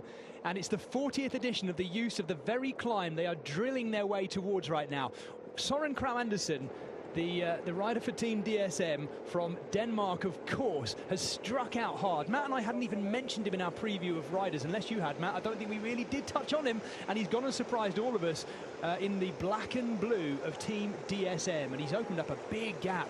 He has Mauri van Sevenant sitting on his wheel, but already shaking his head, saying, I will not come through. Whether that's he can't or he's been told not to, as Matt said, we suspect, of course, the defending champion is Alaphilippe. But you're right, even if they were telling him to go through, I'm not sure he could, because he's done a lot too, Van Sevenant. We are alongside the River Meuse for the last time. They turn right, and then they snake their way inland, away from the river again, to take in the Mur de Huy. We are about 800 metres away from starting the final climb in this, the 86th edition of La Flèche Wallonne. We're giving our 2 leaders around about 16 seconds. It's a visual gap as much as a timed one, and it's still the British team of Ineos Grenadiers who are leading the chase. Michał Kwiatkowski, the Amstel Gold winner, has got Dani Martinez on his wheel, and Carlos Rodriguez sits on the back wheel of Dani Martinez. Now, is he there as a sweeper, Matt, or are they looking to lead out Rodriguez to this finish? That's difficult to say, but now that it looks, that's very, very interesting indeed. The order that they're in here suggests it could be for Rodriguez, as Movistar also start to move up, and then the white jerseys of the French squad looking after Benoit Cosnefroy. Remember, second in Brabant-Separ, second in Amstel Gold, looking to get that win today. 12 seconds for our 2 leaders. Van Sevenant continues to sit on as Søren Kragh Andersen powers. 1,400 metres to go. It is Dorian Godon who has Benoit Cosnefroy on his wheel. The final 1,300 metres, and we are on to the Mur de Huy. And Mauri van Sevenant now looking like he's been given an opportunity to fly, because he drives through. Now they know they're that close to the finish. Van Sevenant is going to start to work. Søren Kragh Andersen, who has clipped off with such immense power today, is clear with Mauri van Sevenant, the Belgian rider, a Dane and a Belgian in the finale here. What do the teams have left to bring their riders to the front? Movistar on the left of the screen. Let's look for Alejandro Valverde, the 5-time winner of this race. Looking back at that visual gap, they are closing, and Søren Kragh Andersen is going through again. Matt, is going to be so close to whether they can hold it off. It certainly is. It's the rider leading at the moment, was leading, was Jakob Fuglsang, and now taking things up at the front is Carlos Barona, driving in Rodriguez on his wheel. And then we have on the inside there, looking very, very good and fluid as ever, is Remco Evenepoel. We're on the bottom of the slopes now, 900 metres to go. Just being caught with 900 metres to go. Carlos Barona leading up, and as you say, Rodriguez is next. Now Martinez, Dani Martinez is the next of those Ineos Grenadiers riders. Lulo is a long way back. Julian Alaphilippe is back in about 12th, 13th place. There he is. I think he might be on the back wheel of Alejandro Valverde. We look for Valverde. That looks like Enric Mas. It is Enric Mas who's now leading as they come through, and he's taking with him Dylan Teuns, so it's Mas, Teuns, and then Alexander Vlasov. So Mas on the front. Teuns wants to win this one, third a few years ago on his debut. And then Thijs Benoot in the yellow jersey. Simon Carr still, no, it's Ruben Guerreiro, sorry, is also there on the inside. Watch out for the Portuguese rider, looking dangerous, number 202. Valverde, though, we're getting into the steepest section of the Mur de Huy here. This is the big finale of the La Flèche Wallonne, and Alejandro Valverde, I have to say, looks ready to launch. He looks good, Matt, too. Enric Mas is now leading. He has Valverde to his right, our left as we look at it. And Tadej Pogacar, wouldn't you know it, just seated, winding his way up the outside of the barriers. Is he going to get retribution for the Ronde van Vlaanderen?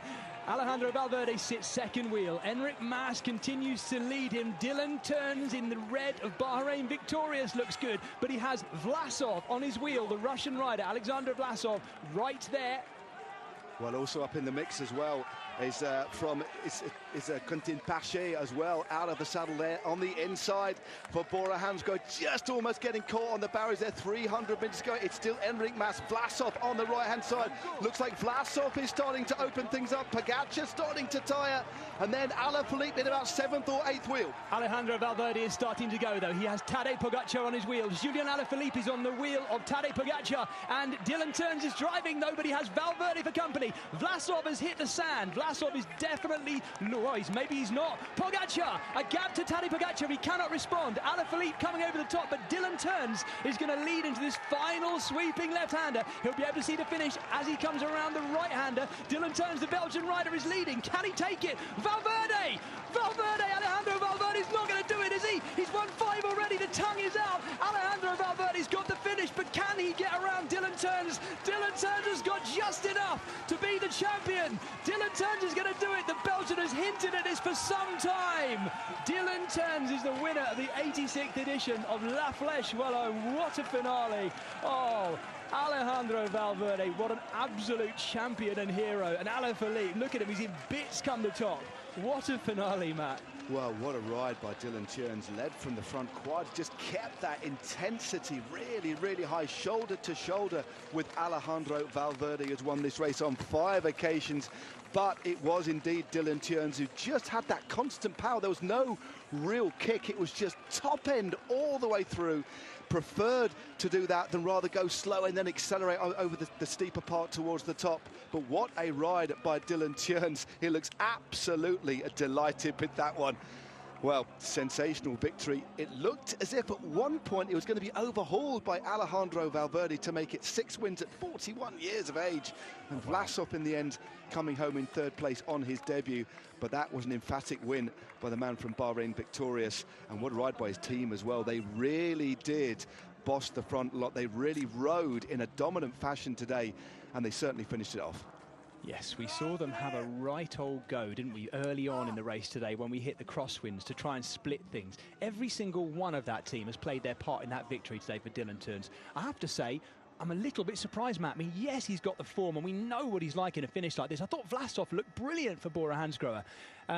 But Valverde, in the year that he said he's going to retire, he has still got it. He certainly has. Well, this was with 100 metres to go. Went with about 150 metres to go. No, sorry to interrupt. Look, Pogačar there. Nothing, He had nothing to that. Unless he's chosen to sit up, he had nothing to go with that. No, he tried to go, but just didn't have that extra acceleration. But this was just a constant effort by Dylan Teuns. Just watch. This is where Valverde draws level, but is almost maxed out. And then there's an extra bit of punch there. He finds something else, that extra little bit. Didn't even glance round, just had that self-belief and that power. And in the end, won it by several lengths. In fact, he might get a couple of seconds lead there. But what a win by Dylan Teuns. Finally gets the win that he wanted.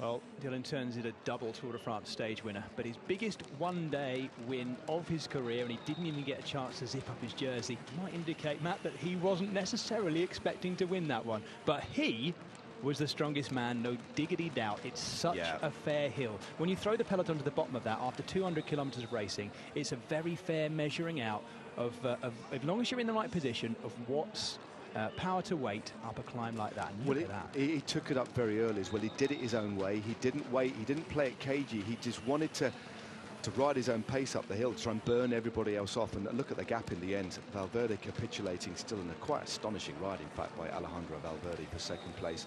Vlasov utterly spent there in 3rd place. But it was just the manner that he did it. He didn't wait. What we've seen in the past is coming round that final corner as the road just starts to level ever so slightly to 6 to 7%, is where there's a big acceleration. But he went longer and earlier, so kept, I wouldn't exactly call it a linear power, but just rode that little bit harder rather than relying on a punch. And what he managed to do is burn off the likes of Alaphilippe, burn off the likes of Pogačar by just going that little bit harder for longer rather than going easy and then super hard. And it was a tactic that worked really well. It wasn't just a tactic, it was clearly the deployment of immense power, but in a measured way, that ended up with him taking the biggest single-day race win of his career after debuting in third way back in 2017. Amazing. Well, he has sealed the win, right? I'm sorry about that, folks. Mate. Couldn't help it. No. Oh, no. Straight out of the Carlton Kirby book of jokes. My apologies for that. Well, he's still not done up the jersey. That is, of course, a slow-mo of just after the finish. But Dylan Teuns has brought home a big one for the host nation, of course, a Belgian winner. I'm just looking back through the results, thinking who the last Belgian winner was.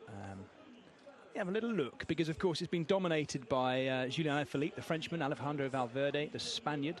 Last Belgian winner, of course, was Philippe Gilbert back in 2011. Wow, so 11 years away. Ago, yeah, that is a while. But his form's been good on that. He rode Paris-Roubaix, didn't finish that race, but his trajectory, here he is. Let's have a word with him.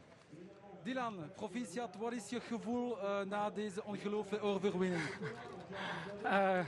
Ik heb er geen woorden voor, ja. Ongelooflijk, ja. Ik heb hier altijd van gedroomd. Vertel de laatste klim. Ja, ik was in de perfecte positie aan het begin van de muur en hier op 500 meter werd ik even ingesloten door Bora en een van Movistar. Maar ik wist wel verder waar hij ongeveer ging versnellen, omdat hij doet ongeveer altijd op dezelfde plaats. En dat was ook perfect voor mij. En toen heb ik gewoon, ik voelde dat ik nog iets had en ik heb gewoon doorgezet. De sterkste heeft gewonnen vandaag. De sterkste heeft gewonnen vandaag. Misschien wel, ja. We hebben de Dylan Teuns van de Grand Bornand en de Planche de Belleville gezien vandaag. Ja, absoluut.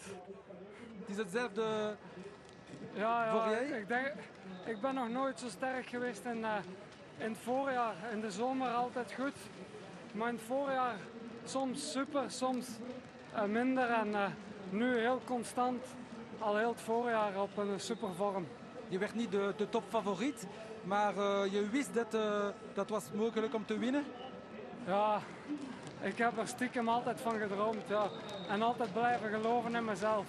Het is gisteren, exact 5 jaar geleden dat ik hier op het podium stond. En ik ben altijd blijven geloven dat op een dag nog eens zou lukken.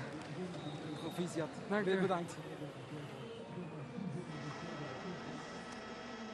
Well, he is undoubtedly delighted with it as we look down on the city of Huy on the banks of the River Meuse. Let's go back and look at how the whole of this unfolded.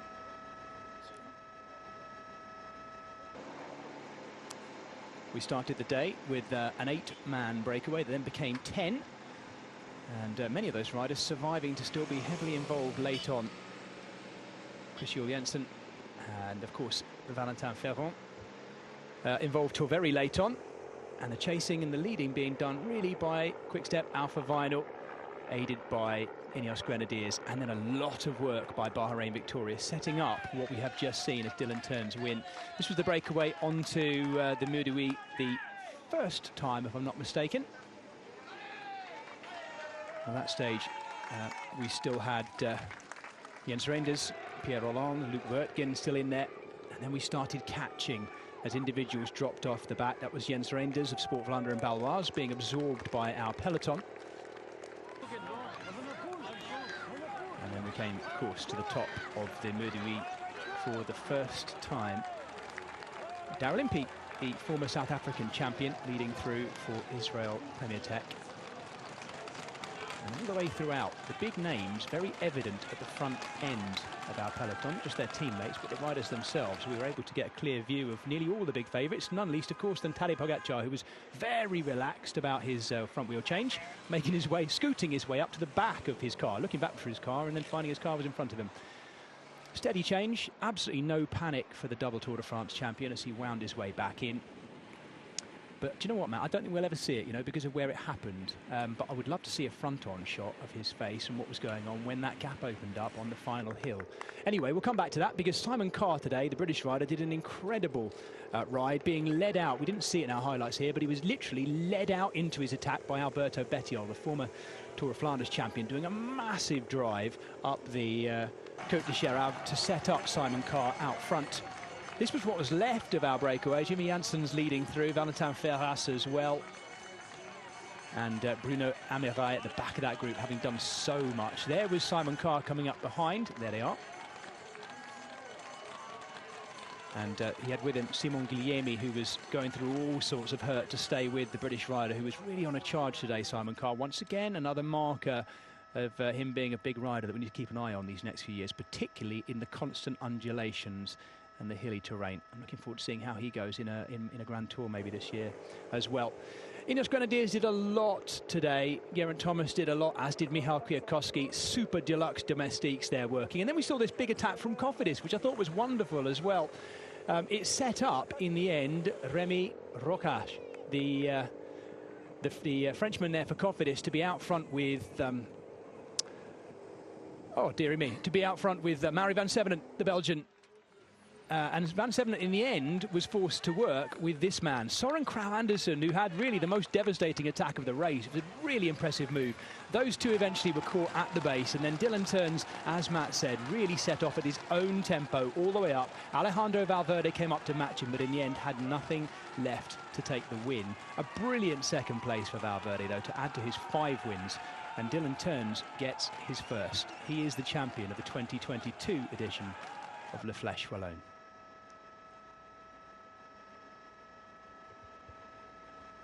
Well, I hope you've enjoyed following that. We're going to bring you all of the podium presentations in just a moment, of course. The riders will be having a little wipe down, and we'll be able to confirm for you our top 10. Provisional, of course, at this stage in just a moment.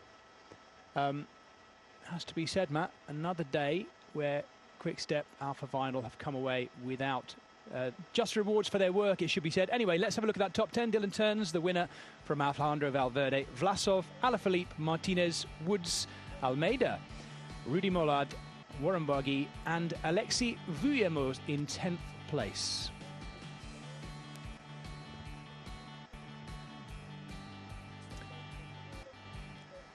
And in just a moment, we should be able to grab a word with Julien Alaphilippe in just a moment, and I suspect we're then waiting to perhaps have a word with one or two of the other riders too, but Alaphilippe, understandably, and we'll want to grab his reaction. Coming in 4th today.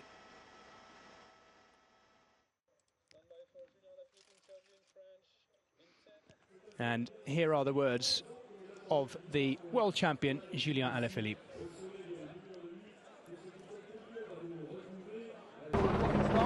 Quel sentiment maintenant? Honnêtement, le premier sentiment, je suis soulagé. Soulagé que la course soit terminée. J'avais forcément quand même pas mal de pression sur les épaules avant le départ et j'étais juste concentré sur le fait de faire la plus belle course possible et de ne pas avoir de regrets. Je pense que l'équipe a fait un énorme travail aujourd'hui. C'était beau à voir, je tiens à les remercier. Mais dans le final, c'est les jambes qui ont parlé. J'ai fait ce que j'ai pu. In the final, the legs basically didn't talk. J'ai vu le dernier Movistar s'écarter, Dylan Teuns attaquer. Couldn't follow in Movistar Si went. j'avais été dans la rouge, je pense pas que j'aurais pu gagner. Vous étiez un peu loin quand c'est parti, mais pas de regret sur... Non, pas de regret. I've got no regrets. Vous avez dit, vous êtes soulagé que ça s'est passé, vous aviez de la pression. Vous l'avez gagné 3 fois, il y avait plus de pression cette année? Ouais, j'ai l'impression que la pression augmentait un petit peu d'année en année. Surtout là, avec tout ce qu'on entend dire sur nous, sur notre début de saison. Et si ça, bien sûr, j'aurais aimé gagner pour moi, pour l'équipe, pour tout le monde. Is there an added pressure of winning? Pour la deuxième fois. Mais non, comme je dis, pas de regret. But we rode, did the maximum I could, got no regrets. Plus fort à gagner aujourd'hui. Unfortunately, it wasn't good enough to win. Ouais.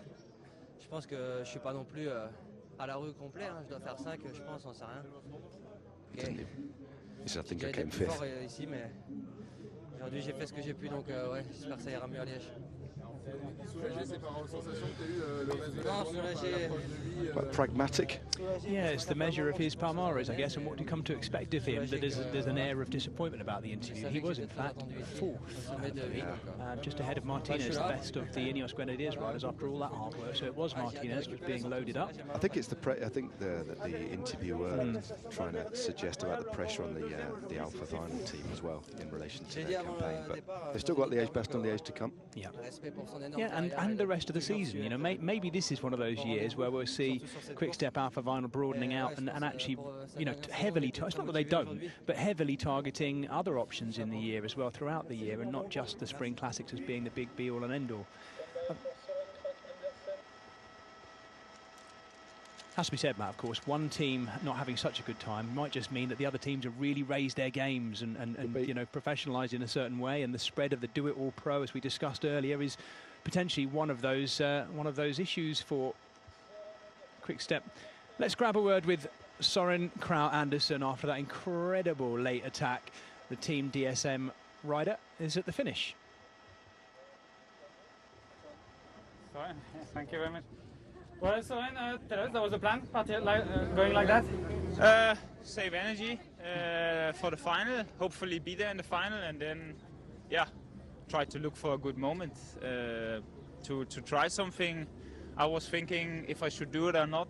The legs were good.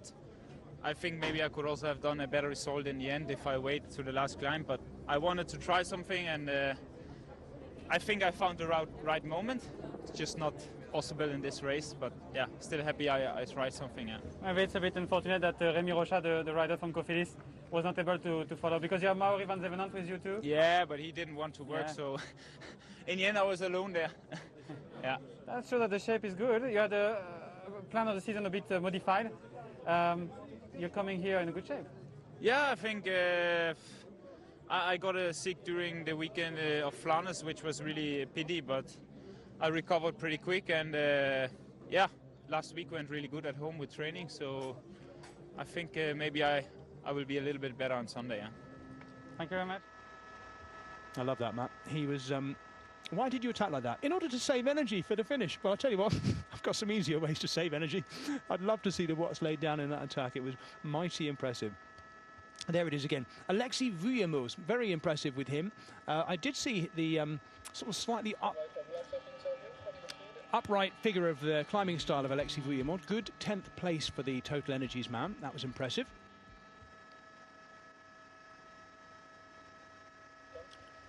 Down at the finish line, we have already grabbed a word, and we can hear it now with Alexander Vlasov. Alexander, first race in Belgium, 3rd place. This is great, no? Yeah, I'm very proud of this result and of my team. That they did a good job, and yeah, it's really impressive. First Fleche Wallonne, first podium. I'm very happy. Was it possible to do better or not when you saw Dylan Teuns and Alejandro Valverde? I think no, I was already on the limit, and I did the maximum that I can. But you were one of the favorites this morning. We were not talking too much about Dylan Teuns, but were you a little bit surprised by the other favorites or not? No, maybe, yeah. Dylan Teuns surprised me today because he was, I think, the strongest on the finish, and you saw it that he won it with a huge advantage. And yeah, but others, I saw that Alaphilippe behind me, so the race was how we expected, all favorites together for the last climb, and with a joke, the finish. Alexander, 3rd for the first participation. You mean that it means that you're going to be back in next year and try to win it? Yeah, of course, why not? Thank you. Alexander Vlasov, still only 25 years of age, so potentially some some growing and some improving to do. His finishing speed certainly seems to have come on the last couple of years as well. Good ride by him. Dylan Teuns waiting to top the podium. First Belgian winner since Philippe Gilbert, of course. And Alexander Vlasov is the first on the podium. Yeah, sorry. And he's happy with that, not least because I think, as we're all aware, there's opportunities for him to make good on that and continue to get better. This man, though, wow, we can't let him retire, can we, Matt? Surely, you know, he's still in his prime. He's been around a bit, and he's been through a bit too as well. He has some big fans on some side of the sport, and I am aware he has a few enemies out there as well in amongst the cycling fans. So he is very much a Marmite rider, should we say, without delving too deeply. He's certainly a rider that knows how to ride. My gosh, this race in particular, unrivaled really. 5 wins, multiple podium places. Haven't even combed through his full results, but quite incredible. And I'm wondering what he'll be thinking, but he's going to have to hang up his wheels some point. And at the moment, that date is the 31st of December 2022, but we shall see. But clearly, 3 wins this year and another podium in this very, very special race might have him thinking. Yeah, he was second in Strada Bianca as well, don't forget. You know, in that race, you know, a big new, you know, classic race, second at Strada Bianca in his final season. As we wait for Dylan Teuns to come up onto the podium, it's slightly unusual. He's carrying his own trophy up there, but maybe this is the age. Maybe that's a hangover to the COVID compliance. Makes sense. No kisses, no handing anything. He picks it up himself. There he is, your victor of the 86th edition, and Alejandro Valverde, the first to congratulate Dylan Teuns, the first Belgian to win this race since the great Philippe Gilbert. Alexander Vlasov maybe there as we watch his face, just taking it in a bit. Thinking about... He's coached, in fact, Dylan Teuns' his coach, is thanks to Colin Lowry over on Twitter. He's coached by Michele Bartoli, the rider who won Flanders and won this race back in 1999 as well. So he has been targeting this race in particular and certainly nailed it, didn't he? Absolutely nailed that one and won it quite emphatically in the end. Yeah, brilliant finish by him. And as you say, Matt, interestingly enough, taking it really, as you said, at his own pace. Bearing in mind he'd been building up to this and aiming to win it, you think he might have done his jersey up. There might be a few comments from the sponsors about that one, unless he's got an extremely well-paying they might have to let heart rate monitor sponsor. Yeah, they might have to let that one slide, but there we go. It's the Belgian anthem. Let's leave it to play out by itself, shall we?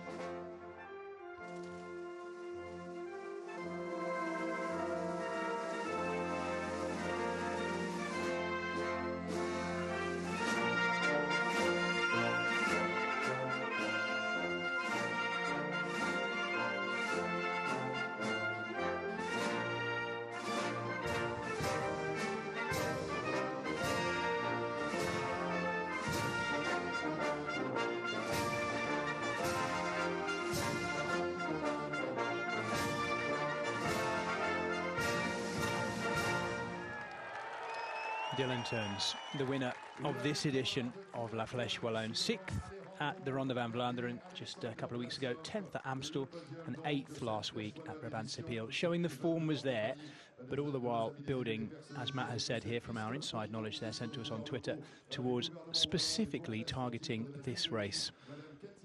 And it's win number 9 for his team after Pello Bilbao won stage 2 of the Tour of the Alps yesterday. So a solid season so far, but big win for the squad to add to their other classic win this year in Milan-San Remo. Yes, of course. It's the 13th win of Dylan Teuns' career as well, including those 2 Tour de France stages, of course, in 19 and 21.